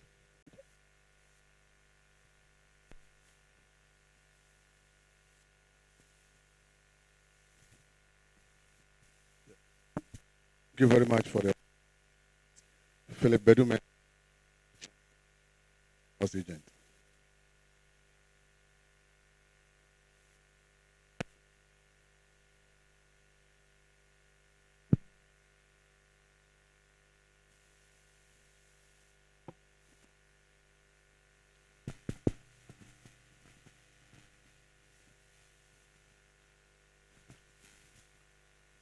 Thank you very much. My name is Philip Bedu-Mensah from Association of Customs House Agents Ghana, ACHAG. I would like to thank Ecobank for all the interventions that you have been able to make on the payment platforms that helps us in our daily activities with the shipping lines and then the terminal operators. But there is one thing I want to let you be aware of. Before COVID, we used to go to the shipping lines, their premises, to make payment. In real time, we are giving receipts. We proceed for release of cargo. It's in real time, no delays. But today, with all the interventions that you have given us, if I pay for shipping line charge, the shipping line is not getting the response direct. There has to be a request for receipt before the shipping lines release your cargo for you. We are looking at real-time platforms. When I pay, it should hit the shipping lines platform. I don't need to go back to the office to request for a receipt. Like when you pay in ICOMS, whoever has interest in your payment is hitting his platform. But when we pay with your Ecobank, when we come to pay with, it's not real time. So please work on that aspect for us. Thank you very much. Thank you so much, sir. And indeed, as indicated, today the solutions we have for some of the shipping lines is actually facilitating near real time. But then the journey is to get to actually the real time. And there are already discussions ongoing to achieve this. So I think that's a good point noted. And we would work on that so that we can provide the industry with real time and not... Brilliant solutions you have there for payments at the port. One of the things we do is to facilitate transit trade through our corridors. And so the Ghana Shippers Authority has signed memoranda of understanding with Burkina Faso, Mali, and Niger to ensure that when their cargoes come here, we help, take care of the non-tariff barriers and all of the challenges that they would encounter without us in the port. One of the complaints we have received is before they get to destination. And so we spoke with Bank of Ghana, because the initial indication was that there was some regulatory challenges. So we spoke to Bank of Ghana and we were assured that there are no such issues. So since last year, we've made some approaches to Ecobank. And we actually invited some of your team members to our Transit Shipper Committee meeting in Accra. And we're hoping that you could develop a product for us where the owner of the cargo, because these monies we are talking about large volumes, so they can, forum is concerned. As Ghana Shippers Authority, and I speak for myself. Thank you very much, Mr. Siedudate. Can I answer this before you? Or it's part of the same question? Okay. So I myself have been in stakeholder meetings with Director Customs. More importantly, we need to ensure that we can digitize everybody along the route, because it would be a pity if money is sent digitally from Burkina, for example, and then it has to be turned into cash before disbursements are made to all the other players in the route, right? So we would have to sit with you and have a proper product design session, and then by the next time we are having our first anniversary of the Ecobank Shipping Forum, we should have come a long way along those lines. So this is our commitment to you, that we'll be coming back to you to have that conversation. Thank you very much, sir, for the opportunity. I believe there's another question behind, yes. Yes, thank you very much. My name is Samuel Adi. This time, let me speak as a private sector man. Mr. Presenter, thank you very much, and thank to Ecobank as well. If I look at the entirety of your presentation, it's mainly about imports. About imports. Now, you can see, or all of us know, that the problem largely we are facing in this nation, we are import-dependent nation. How many people actually export? When you look at the statistics, they are mostly foreigners exporting these commodities. We don't have import base in this nation. So you can see what actually happened to Russia and Ukraine. the effects that we are seeing, the rice vessels and all those things that they stopped coming, the gas that were not coming. So from what I see here being import, what specific plans do you have for exports to encourage people to undertake export that will bring in the foreign inflow? Because believe it or not, the ships that come to discharge rice, me, I'm always inside the port, those who know me. I've always been wondering, today, if there's a crisis at those countries, what happens to us in Ghana? So tell me something better for me to hear about imports. Presentation. Thank you. But export. Thank you so much, sir, for that question. So you're right. These solutions are quite focused on the imports, and rightfully so, because our economy is quite skewed when it comes to trade to imports. However, I must say that for most of, so even though the focus on this is on imports, if you also have any bill that is related to export, you can equally make them through this, if it is accepted by the stakeholder.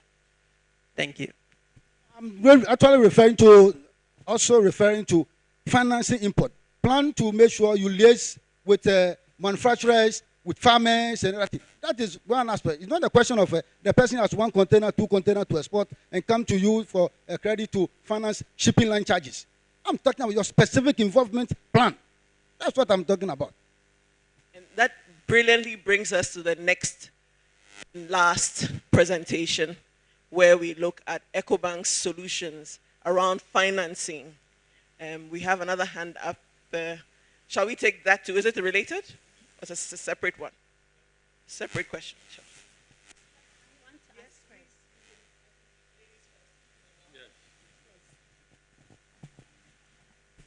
Okay, I think a lot of us have asked questions. I've been banking with Ecobank for so many years, and I've been doing business for over 10 years. I am the MD of Zonda Tech Ghana Limited. Actually, I think before, when we were paying SEPs with the other banks, we have to open bank draft, right? Later, when we came to Ecobank, we just need to issue a check to SEPs. So that is so convenient for us. At least we appreciate Ecobank for helping us to make the work so efficient. And as for Zonda, just now, one gentleman mentioned, it was, especially the funding, the financing for the vehicles. We're dealing with the vehicles, with the trailer heads and the flatbeds. By working with the Ecobank, you can go to Ecobank to send your request that you want to buy a truck from Zonda. Then they will come to Zonda, then help you. And today I can stand here and guarantee you, Zonda will supply you the best goods with most affordable price. Thank you.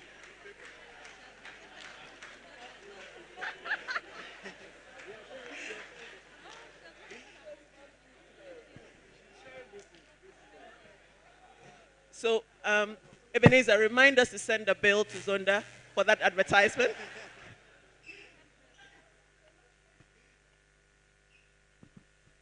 Yes, my name is Kofi Webb. I'm the CEO of Agilent Maritime Services, one of the stevedores in the port. My question is about payment. Ecobank is a regional, sub-region bank. And I was wondering, for agencies, that's shipping agencies, can you handle payments that are done across each port in the sub-region, or each country is different?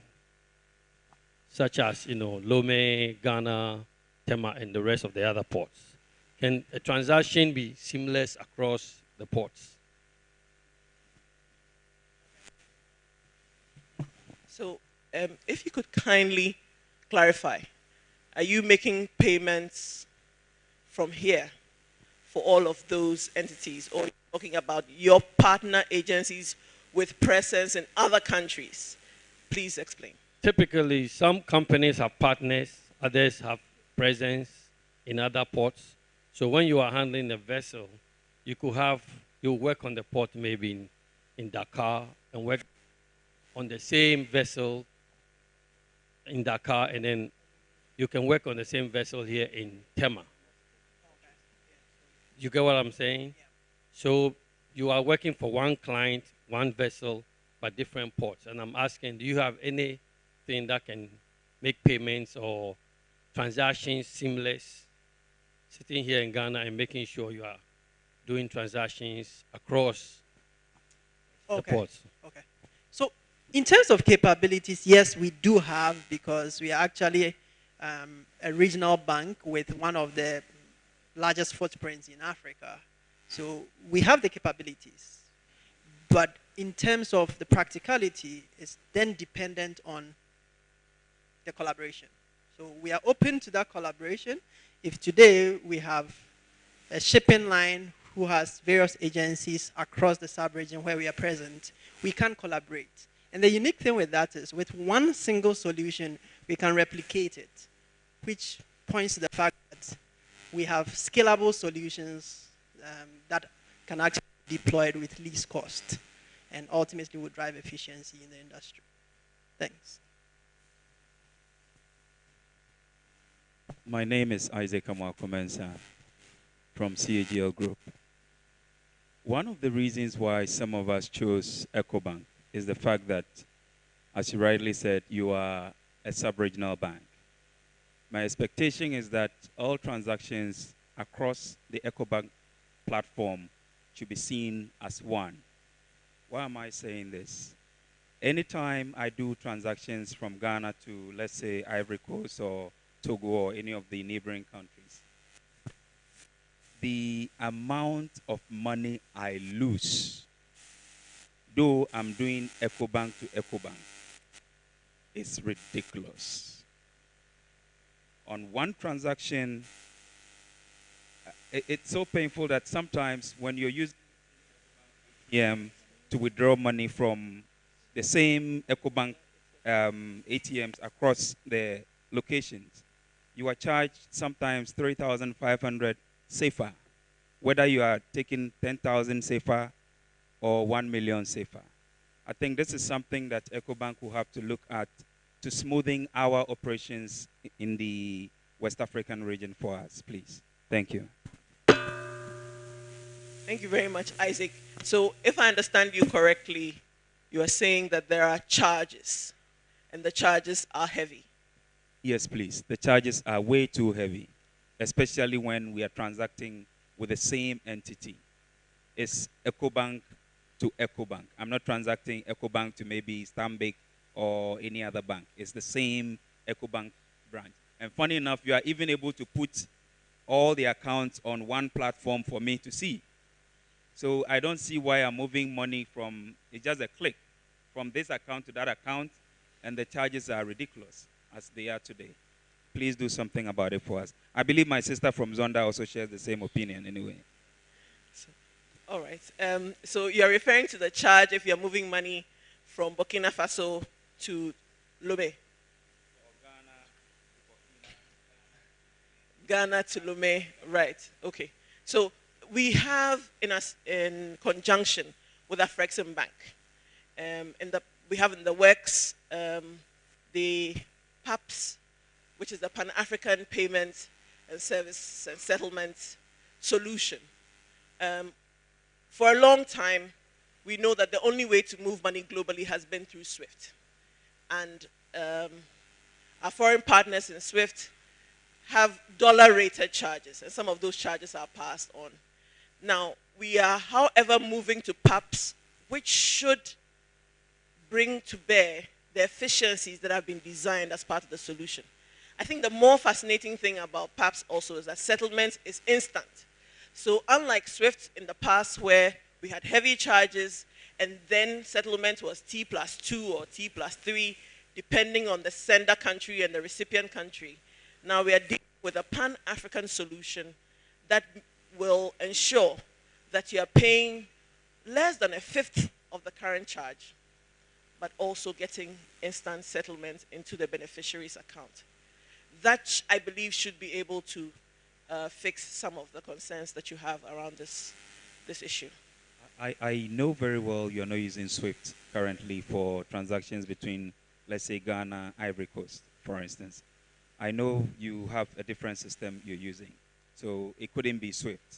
Okay. The other thing is there's this supposed limit that we are able to transact during the transfers. I think we need to look at that because it makes our payments a bit jagged.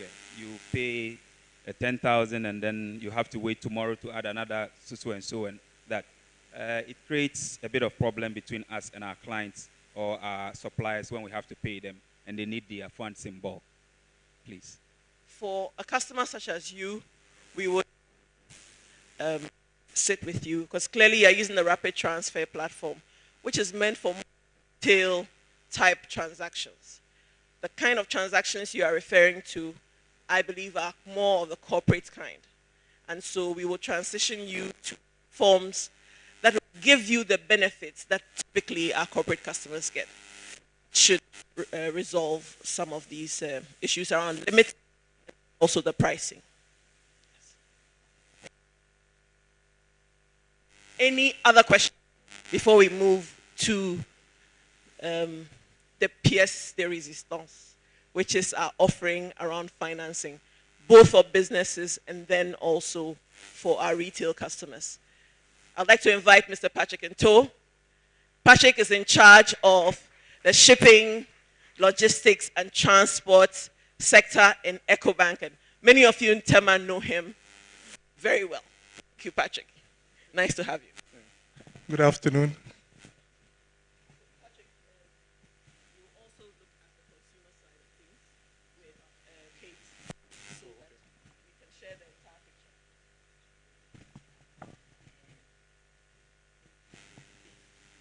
Good afternoon once again. Yes, thanks for the opportunity to present to you. Yes, so as indicated, my name is Patrick Oseinto. I'm the sector lead for transport and logistics. All right, so I think as a follow-up to the presentation for the payment solution, we also have something in store for you, the financing bit. So to start with it, I think this is the time everybody has been waiting for. We have solution for you. Okay. So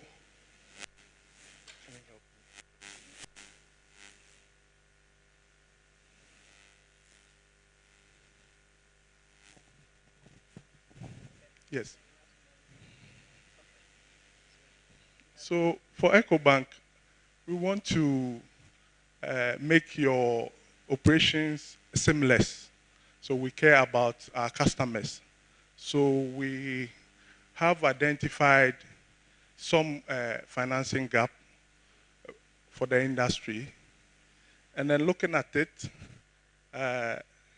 if you look at the importers you are working for, we realize that most of the times you don't get financing from the importers.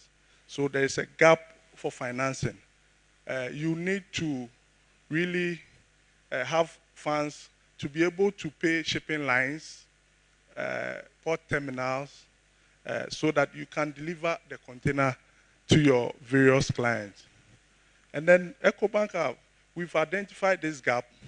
This is a liquidity gap.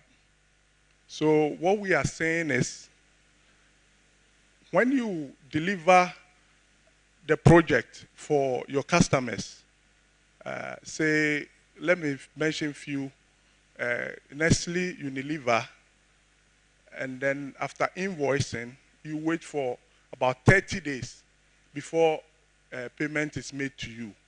At that point, you also have different jobs to carry out. This is where we come in. You can't wait till 30 days, 60 days. So we have a solution for you, which we call receivable financing. That is where we come in to discount your invoice for you so that you can have funds to be able to also carry out other jobs for your customers. So this is what we are looking at. Receivable financing. This is a solution for the industry we are looking at. So one, we are saying if you are working for these importers, these names, ENI, Talo, Senate, VRA, Coca-Cola, you finish working, you've invoiced them, and you are waiting for your funds, Ecobank is able to give you facility up to $300,000 CD equivalent without collateral. So if you, yes. Yes. So if you work for these names, we are able to discount your receivables for you so that you can also have funds to do other jobs. Yes. We have this in 3 tiers. The second tier is $150,000 equivalent, CD equivalent. That also comes without collateral. So what are we looking at? The purpose is to finance the agents' receivables from eligible importers, like what is shown here. So if you are working for companies, you can discount your receivables up to 80%. Invoice is $100,000. We can do a discounting of 80% of the invoice amount. Yes. We know time is of essence to your operations, so processing this loan will take within 5 days, just 5 days. When you drop your application and we are able to confirm the receivables, we can do this within 5 days. And the tenor of this facility is between 1 month and 12, not exceeding 12 months. At that time, we would have received payment from your importers. Okay, so we go to the security bit. I said there is no security, but you will need to confirm the receivables from your importer you are working with, and also have a commitment to route the proceeds through Ecobank. Also, another thing is we want to ensure that these funds we avail to you will be utilized just for cargo-related payment through our digital channels. I think this is nice, and this is a solution for the industry. All right, so another thing is contract financing, where you don't have the funds to execute the job. It means we need to pre-finance, and then for you to be able to execute the job. So this is another solution for the industry as well. We care about the industry, so we have these solutions for you. All right, so contract financing is just where you have the contract and you are not able to perform because of funds. So this is where we come into also pre-finance the execution of handling, cargo handling with these eligible importers. It's up to 70%. So if the contract amount is 2 million, we can finance 70% of it. Yes. With this, we also process within 5 working days after we've confirmed the contract. The tenor is the same, 1 to 12 months. And then what we require from this facility is first, we need to also confirm and also have the commitment of the importer to route the payment through Ecobank so that we can do the repayment of the loan. And also, we have your commitment to utilize this facility through our digital channels. This is for cargo-related payments only. Then this one comes with a security. Because you are now going to do the job, we need to also have a fallback. The fallback is just charge over assets, including non-specialized assets, including vehicles. You have vehicles, we can take it. if you have legal mortgage, we can take it. But the value should be 1.2 times percent of the facility amount, which is good. So we can take your vehicles and then we'll finance you to execute the job. Our pricing, very competitive. We've lowered it for the industry so that you can also make profit. All right. Another solution, which I feel is very good for the industry, is partial cash-backed working capital finance program. All right. In this case, we are giving you an overdraft.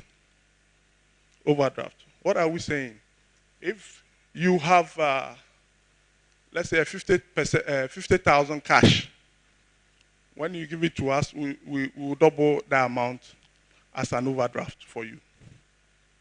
I think this is also good for you, so you can really perform the job for your importers.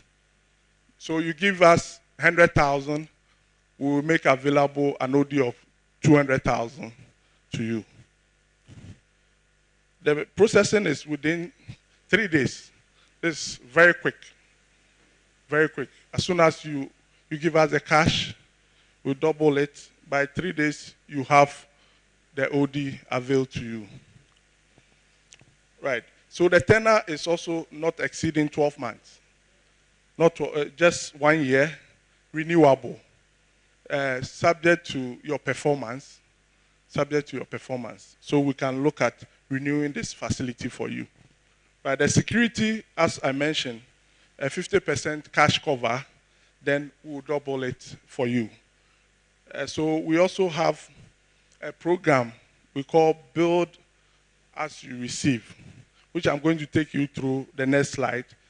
Build As You Receive. We are helping you to save and invest for future facility. Okay. So the next one is also, we want to ensure that the overdraft that we've been availed to you is utilized through our digital channel. You do cargo-related payments as well. Then the pricing is also competitive, as I said. We are not looking at the wholesale pricing, but we've really done something good for the industry. Then the next slide will go to the asset finance. Yes, Ecobank, the transport and logistics. We have partnered with some vendors like Zonda, CFAO, and SMT, so they can give us a good discount pricing for our customers like you. So if you are financing for you to buy from Zonda, for example, we'll negotiate the price with Zonda because they are our partners. We'll negotiate the price so that they bid the price down for you. All right, so we can also, the eligible amount of this is up to $1 million. So most of your concerns are just transportation. Sometimes you clear the goods. Our interaction with you, some of you are saying that your profit goes to transport, especially when you hire the third-party trucks. So we are making this facility available so that you can own your own trucks, so you can have a smooth operation and then get more profit as well. So this is to finance the purchase of trucks, machinery and equipment, forklifts, and other equipment as well. The duration for processing is also very short, 10 to 14 working days we are looking at. And then the tenor is 48 months. This will afford you time to pay over the period. We are not saying pay within 1 year, 2 years, but we are giving you up to 48 months. So I think this is a cool deal for the industry. With security, what we are looking at is confirmed contracts with the importers we are working with, and also ensure that the proceeds are channeled through Ecobank. The second one is 25% upfront deposit. You give us an upfront payment of 25%, and we'll finance the whole track for you. Then we'll take charge over the asset that we'll finance until you finish paying. Then we'll release the documents to you. We have also a competitive pricing so that you can also maximize profit. My last slide, which we'll talk about, is build as you receive. Savings is very difficult in this industry. Sometimes people eat into their profit and stuff, but Ecobank has this solution for you. What we are saying is we want to help you save towards future facility requests. So what we are saying is we agree with you, and whenever you have receivables or payment from your clients, we'll set a percentage so that we'll deduct from that receivables, we'll set it aside in a different account, interest-bearing account, over a period. So when we agree with you, it's a schedule automated to debit deduction from your receivables. So when you are paid from work done, we'll deduct, say, 0.5% to 10%. This is a savings for the companies. So over the period, we've done this for many of you, and then it's working well. So let's take advantage of this. So the interest that we will earn for this account will be 4 to 6% per annum.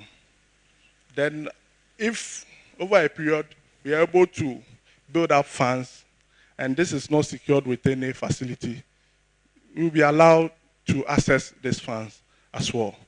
So I want you to take advantage of this program. Build as you receive, because we can't save, but if we put this instruction on your account, I believe come 2 years, you have some funds for the business so that you can expand your business as well. Thank you very much. If you want to have financing solution, you can speak to any of your account managers, or you can visit a specialized transport logistics that is in Tema, where I sit. I can help you access this facility as well. Or you can visit any branch that is near you. Thank you very much.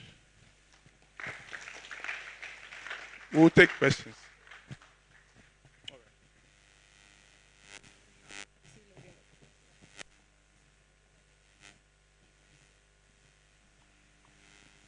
Okay, thank you very much, Patrick. I think Patrick has walked us through the solutions available for the business.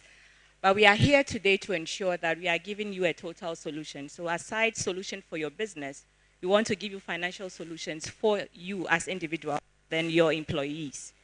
So we're going to talk about the various products, the financing solutions that we have for employees of your companies. So first of all, I think during the conversation, areas that came up was the fact that sometimes we are not using the right product or we are not using the right account. So first of all, for you to start a relationship for your employees, for example, we should be looking at the right account. And over the years, Ecobank has tried as much as possible to look at the unique needs of workers, and therefore we have come up with various products and services that will meet the needs of employees. Now, before I walk you through the financial needs, I'll first of all talk about the account needs that you would have.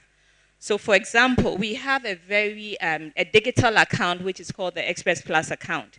That account is easy to open for any of your employees. What happens is that you simply need a Ghana card, and then you need any of our digital channels. Principally, you are looking at our USSD channel or the Ecobank mobile app that allows you to be able to open accounts for your staff. What it means is that they will be able to receive their salaries through that account, and then they'll have access to our various digital products and services. Another one that I would like to talk about is the fact that we had done a lot of work around understanding the fact that salaried workers normally will not have time to leave the office to do certain things or be able to be intentional about some of the financial needs that they have. So for example, we have brought up the salary account. The salary account is an account that actually gives you more benefits than any normal current account or savings account. One of the key things is that it offers you a life insurance package. It also offers you a process. I know when Patrick was talking, he talked about the save as you receive, okay.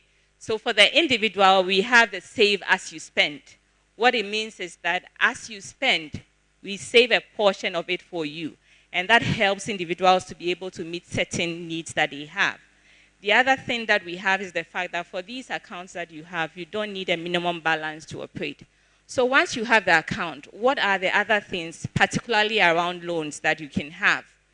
The loans that we have available for salaried workers, typically we'll call them personal loans.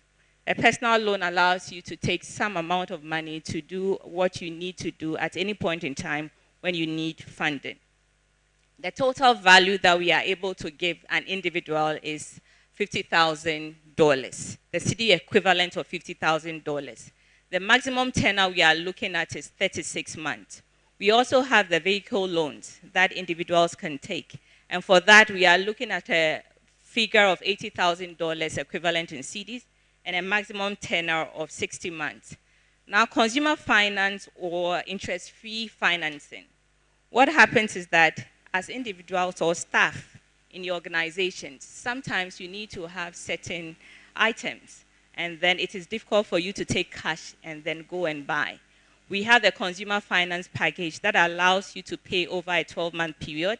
So for example, you visit a Melcom shop, which is a partner, and you need to buy a fridge. You are able to take it, and then we'll do the processing and pay Melcom, and then you get to pay over 12 equal months. Another one that people normally would want to have is a mortgage facility. That is also available for the owners of the companies, for the employees of the company. We are looking at a total value of a CD equivalent of $350,000, and the tenor is 20 years. So as I indicated, we have all these facilities for your employees and for yourselves. And the maximum tenor we are talking about is 60 months. The security you need is basically your salary. And if the tenor is going beyond 12 months, then we are looking at the provident fund, which I know that you would have for your staff. Again, I will talk about the fact that in terms of processing and facility fee, you need to know upfront, and that comes to a total of 2.5%. However, that is negotiable. And in doing all this, basically, once you have the funds, you need to be able to make payments. We've talked about the payment solutions that we've developed for your companies. However, we have payment solutions for the individual as well. So you are looking at your typical USSD platform, that's *770# for Ecobank, which we call our money emergency number. We also have the various card products. Today we have cards for individuals and cards for the businesses. So you have a business prepaid card that allows you to make certain payments in the office. So what happens is that you are able to give it to your finance person so that they can make certain payments on your behalf, and that can be looked at because you are able to get the statement online. Again, we have, of course, the express points, which is our agencies, which we make sure that they are in vicinities that you are present at. So they help you with your collections, deposit mobilization. When you need to make payments, you get that help, cash in, cash out. And today we are able to also process interbank transfers and the likes. And for the owners of the companies, we have a unique proposition for you as well, where we have the Premier Banking facility, which comes with a Premier card or Platinum card, which gives you access to certain services that we can always talk to your relationship manager to walk you through that. And of course, we have a simple payment solution, which is Ecobank Pay, which is available on our mobile app and then USSD. That also allows you to make certain payments. I know there was a conversation around rapid transfer. This platform that we have allows you to make payments across the 33 African countries that we find ourselves in. And of course, Sewa was indicating that based on the kind of transactions you do, we can then look at it, and if there's need for you to be moved to a different platform, you do so. But however, Rapid Transfer allows you to do the basic payments across all the 33 African countries. The beauty about it is that payments can be made directly into an account, or you can actually cash over the counter. So that can be done, and you need not have an account with the affiliates that you need to cash out at. You simply have to walk there. Once the payment has been received there, you would receive your payment, of course, with your ID. So in brief, I would say that these are the financial solutions that we have for individuals, the owners of the companies, their employees, and then if today we are paying cash over the counter or we are paying allowances over the counter, we've indicated that we have simple solutions for accounts. We have high-end solutions for accounts for the high-end people. And if you need further information, you basically have to speak to your relationship officer, call our contact center. You can pass by the head office if that is what you want. And then we also have lounges for the premier banking clients. We have one in Tema, one in Laboni, we have a Silver Star, and a couple of others, so that at the end of the day, we are able to meet your total financial needs. And if you need to chat with us or send us an email, we have the chat box on our various handles, and then our inquiry email is ecobankenquiries.com. And then our contact center number is 080,000 3225. Thank you very much for paying attention. Thank you. I think Ecobank deserves a bigger round of applause, ladies and gentlemen. Thank you very much, Kate, for bringing it all together for us. Ladies and gentlemen, we have come to the end of Ecobank's Premier Shipping Forum. We thank you so much for coming along with us on this initial journey, and we hope to replicate same next year. To give us the closing, oh, I apologize. There are so many questions around credit. I'm so happy to see that everybody is so engaged. Please, kindly raise your hand so we can get the microphones to you. You have a microphone already, great. Okay, he raise his hand first. Yeah, thank you very much. Let me be very fast on this thing. Sorry. Let me concern myself with the OD, the overdraft. Now, the nature of our job is such that if you want to remain competitive and you want to pre-finance before you get a lot of customers, then that's the way out. So, for example, you pay a lot of shipping line bills, terminal bills, and others. Then, after clearance, you go in for your money. So in that case, if you don't have money, that's when Ecobank comes in. But then your clearing fee, maybe about 5% of the total pre-financing amount. Now, when you go to Ecobank, and you tell Ecobank, I have some savings there in treasury bills, about 2 million Ghana cedis. Let me leave it with you. Give me an OD of 1 million Ghana cedis. And Ecobank will tell you, pay a processing fee of 1%. There's another 1%. Can you remember? Can you remind me? What? Monitoring. There's another 1%. Processing fee, facility fee. Yeah. Processing fee and what? And facility fee. Facility fee. 1%, 1%. So pay it down. After it is at 32%. And after 32%, they will ask you to add about 4% more. Or 67%. That there's no point going for that money. Because your clearing fee involved is a peanut. About 5% or so. And you can't pass over the interest charged by Ecobank to your client. That is our difficulty.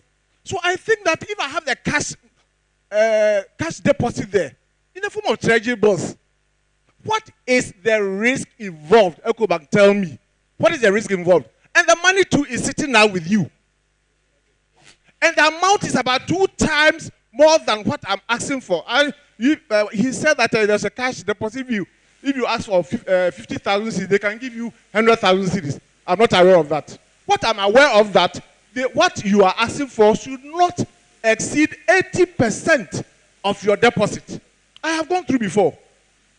So if I have a cash deposit with you, treasury bills, and they will make you sign a lot of documents, sign. And if I default, the money is there. Just take it. And you are asking me to pay as much as 37%. We will never come. Some of these issues we will never come. Thank you, please sir. Look at these interests and see how best you can work it out for us. Else, we can't work that way. I appreciate your feedback. Thank you very much. Let me try and address it from a set point. I like the fact that you are making investments in treasury bills. That is good. And I believe you are making that investment looking at returns. That treasury bill fund is for the use of the government at a certain rate. So we are both businesses, right? Your business is to clear goods and get paid. My business is to lend money and get paid. If I decide, or we both decide, to stay in treasury bill, we would get returns. I think until recently, it went as far as 35%. But if I do that, I would deprive you equally of the opportunity to grow your business. So I need to take an opportunity risk. That is foregoing the alternative investment of treasury bill to fund your business. And these are depositors' funds that have to be returned on. These are shareholder investments that have to be returned on. So if we start from the interest rate standpoint, as a bank, we don't have control over the base rate, which is the Ghana reference rate. It's set by our regulator, and we comply. Where we have control over is the risk premium of that funding. That ranges from between 2 to 12%, dependent on the second way out provided. In that regard, we can always engage on what is available. So if you are being charged a risk premium of 4 a risk premium of 4 plus a reference rate of, say, 32, that comes to 36. Just oppose that to a treasury bill of 35. The net is 1%, right? So we can, alternative to that, I would say, instead of treasury bill, put the funds with me at fixed deposit. Let us reduce the rate of both returns on that investment and on my financing. And we can always have a game changer. But that is just by the way. To finance your business, okay, you made a point around having to wait 30 days or so, and you need that working capital gap. What is the actual cost of funding of that window? Let's not even annualize it. How often do you come to that point that you come into your overdraft and use that to bridge the gap? It is more about creating efficiencies for your own business. That is what the overdraft allows you to do. You take control over how much interest you would pay, so long as you are using it for the purpose for which you need to deploy the funds on.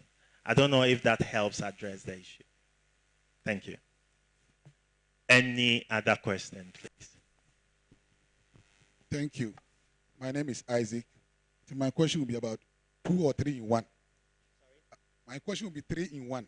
So please, you pay attention. My first one is on the receipt financing. That's it. I want to know how much, maybe average or range, how much is the discounted rate or percentage in terms of financing the 80% of the receivables. 2, you mentioned that the receipt, build and receipt, I don't know whether receipt and build, whichever way. You said the interest rate on that was between 4 and 6%. Why not tie it to interest TB rate? Since invariably, at the end of the day, that's the so-called risk free that we have in Ghana. Once you are charging 36% on my loan or your own loan to me, you are giving 4 to 6% on my savings. Is it fair? Let's look at that one. And then when we talk about the contract financing, you said the duration is only 12 months. And you also required collateral. And then you also require that the importer or the company that's giving me the contract should channel all my receivable through your bank. Why don't you use that receivable as my collateral and not extend the duration to the term of the contract? Because if the contract is 3 years and you ask me to pay within 1 year, it means that you're not funding the entire contract. So what is the bank take on that? And lastly, on the receiver, the same thing on the receive funding. You have limited the company to up about 8 companies, the SNATE and others. I think those of us sitting here, none of us deal with these companies. So even though you are helping the industry, but you have frustrated us. Does the bank have any intention of extending it so that we all benefit from it? Thank you very much. Hi. 4 in 1 instead of 3. I would do my best to address that. So we start with the last one, right? We don't have any aversion towards expanding that. These are companies that we've worked with in the industry and we understand and can trust their payment history. We always have been adding on year. So as I freight forward that if you come to us to say, we frequently, maybe as an association, we deal with these group of companies. This is the payment history with us. Can you look at it and can you add them to your list? We can always have that discussion and enhance the list. So it's not cast in stone. It has to do with the contract financing. Why do we ask for collateral when the receivables are being routed through us? So we explained 2 streams of financing. The first was the receivable discounting, where because you have performed, we are dealing with 2 risks here, performance risks and payment risks. We believe in the payment capacity of the entity paying, so we know that so long as you perform, you will get paid. So that payment risk is to an extent ring-fenced. The second is the performance risk, which is you. We are not saying you will not perform by anything that's happened. And per regulation, when we put out financing, we need to have a fallback, which is up to 1.2 times the cover. So your collateral you providing is to reassure that you as the entity, you will perform.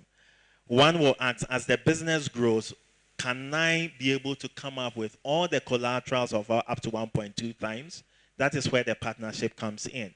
Because, for instance, the second stream of financing that was introduced where you provide 50%, ask yourself, if the cover is 1.2, where is the other 70% from?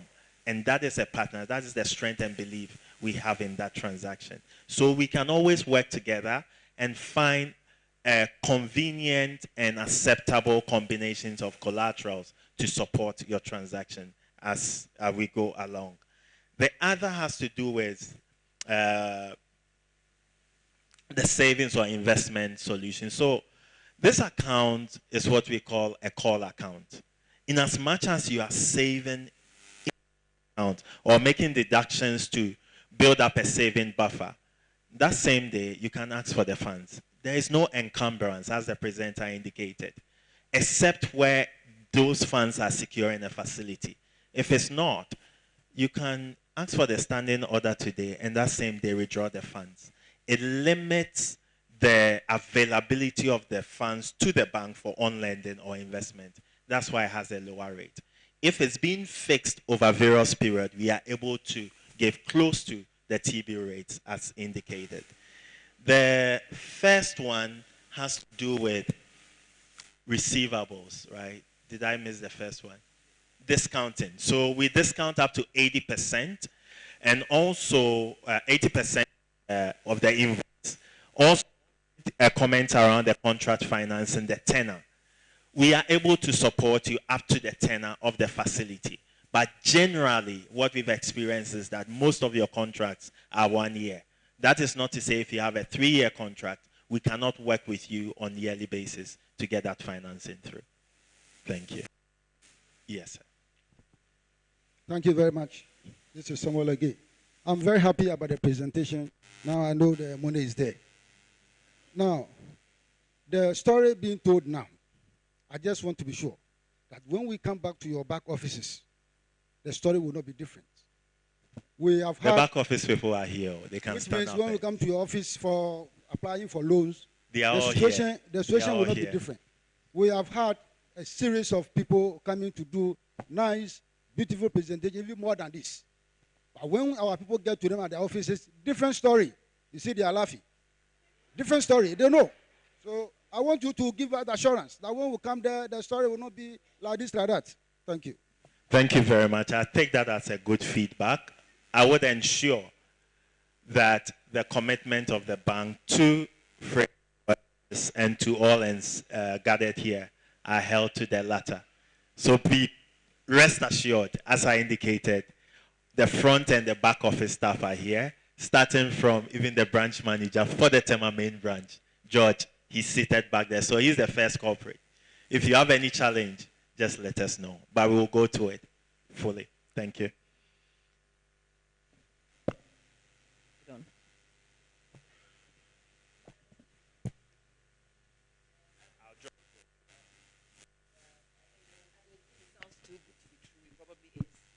And that's where I am right now. Within the context of domestic debt exchange program, haircuts, blah, blah, blah. I'm just trying to fit in all these offers within the current context in which we find ourselves, locally as well as whatever. So within the context of our current situation, all these wonderful offers. Again, you've given us your assurance. I just wanted to give my comment that I am a little skeptical. I'll be very, very, very honest with you. I am a little, I want some reassurance. Thank you. I think I made a point about we both, and when I say we, I mean your business and my business, Ecobank and the clients here. We are all in a business where we are making returns on our investments. And we are not just throwing out money into an empty or a thin air. We are investing in businesses that are returning on that which they are doing, that have structure, and are working with partners and entities who equally have structure and are able to pay for service delivered to them. That is why we are careful as to who we finance. It's taken a while for us to have this meeting today, and it's a maiden one. Why? Because we've worked with most of you here for a while, and we understand to an extent. There's still more room to grow into, but we believe that we can work together on this journey and have a win-win situation. So yes, DDP environment, but today we all still eat, we all still transport ourselves. When we are not well, we all still go to the hospital, but we find a way to get that done. That is the resilience of the Ghanaian economy. Thank you. Can I add a bit to what you just said? Madam, be rest assured they will give you the funds. You know why? Because now they don't trust the treasury bills they were putting the money in there. So please, if you have the need, trust me, they will help you. Thank you, Isaac. Yeah, any more? So beyond here, if any other questions, need clarification, or any support, as indicated, our branches are wide open. Our email, our short codes are available. If you need to bump into the head office, please do. We are here for business, and we are here to partner you all. Thank you very much. Thank you.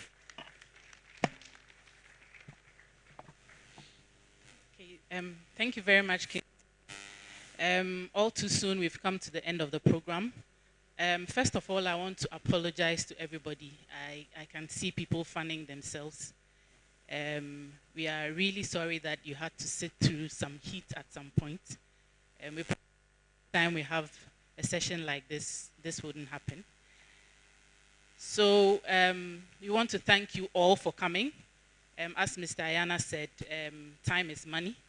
And so for leaving your businesses to come and spend half of the day with us, we are really appreciative. And we want to thank each and every person, the associations, the regulators, businesses, I mean, every single one of you here this afternoon for coming to grace this occasion. As we said, this is the first one. We have learned a lot from the engagement that we've had. And we promise that the next one that we are going to have, it's even going to be a better one. As you leave, we would have lunch upstairs. So as you go out of the door, we'll go up to the Sky Bar and have some lunch. But before then, we'd like to have some pictures with each of the associations here. So we kindly ask you to wait for some 5 minutes. We'll call you to come up on the days. We'll take the pictures. Then we'll go upstairs to have lunch. Thank you so much, and have a good afternoon.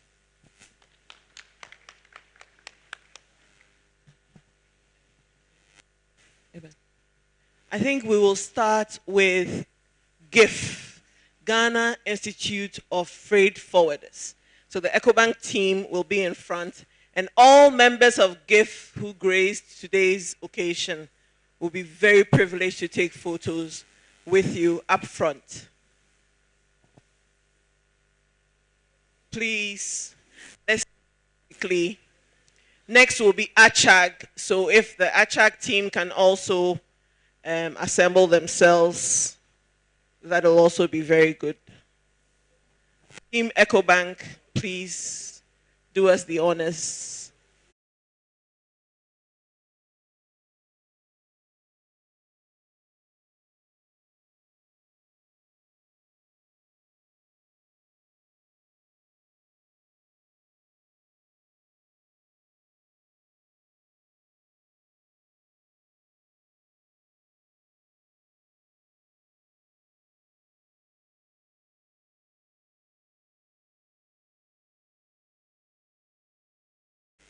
Madam Karen Amata.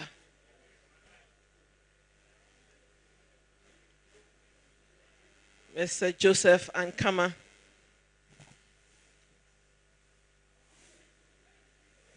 Mrs. Evelyn Dennis.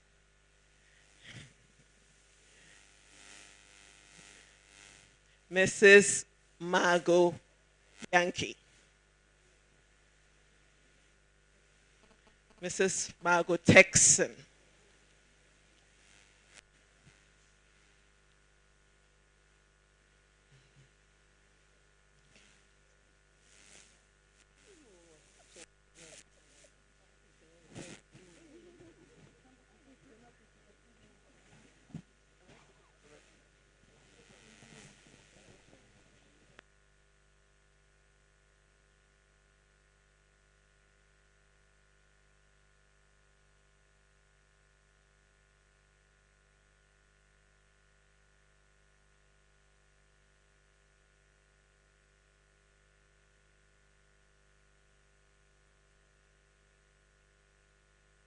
Thank you very much, GIF. You can head upstairs for lunch.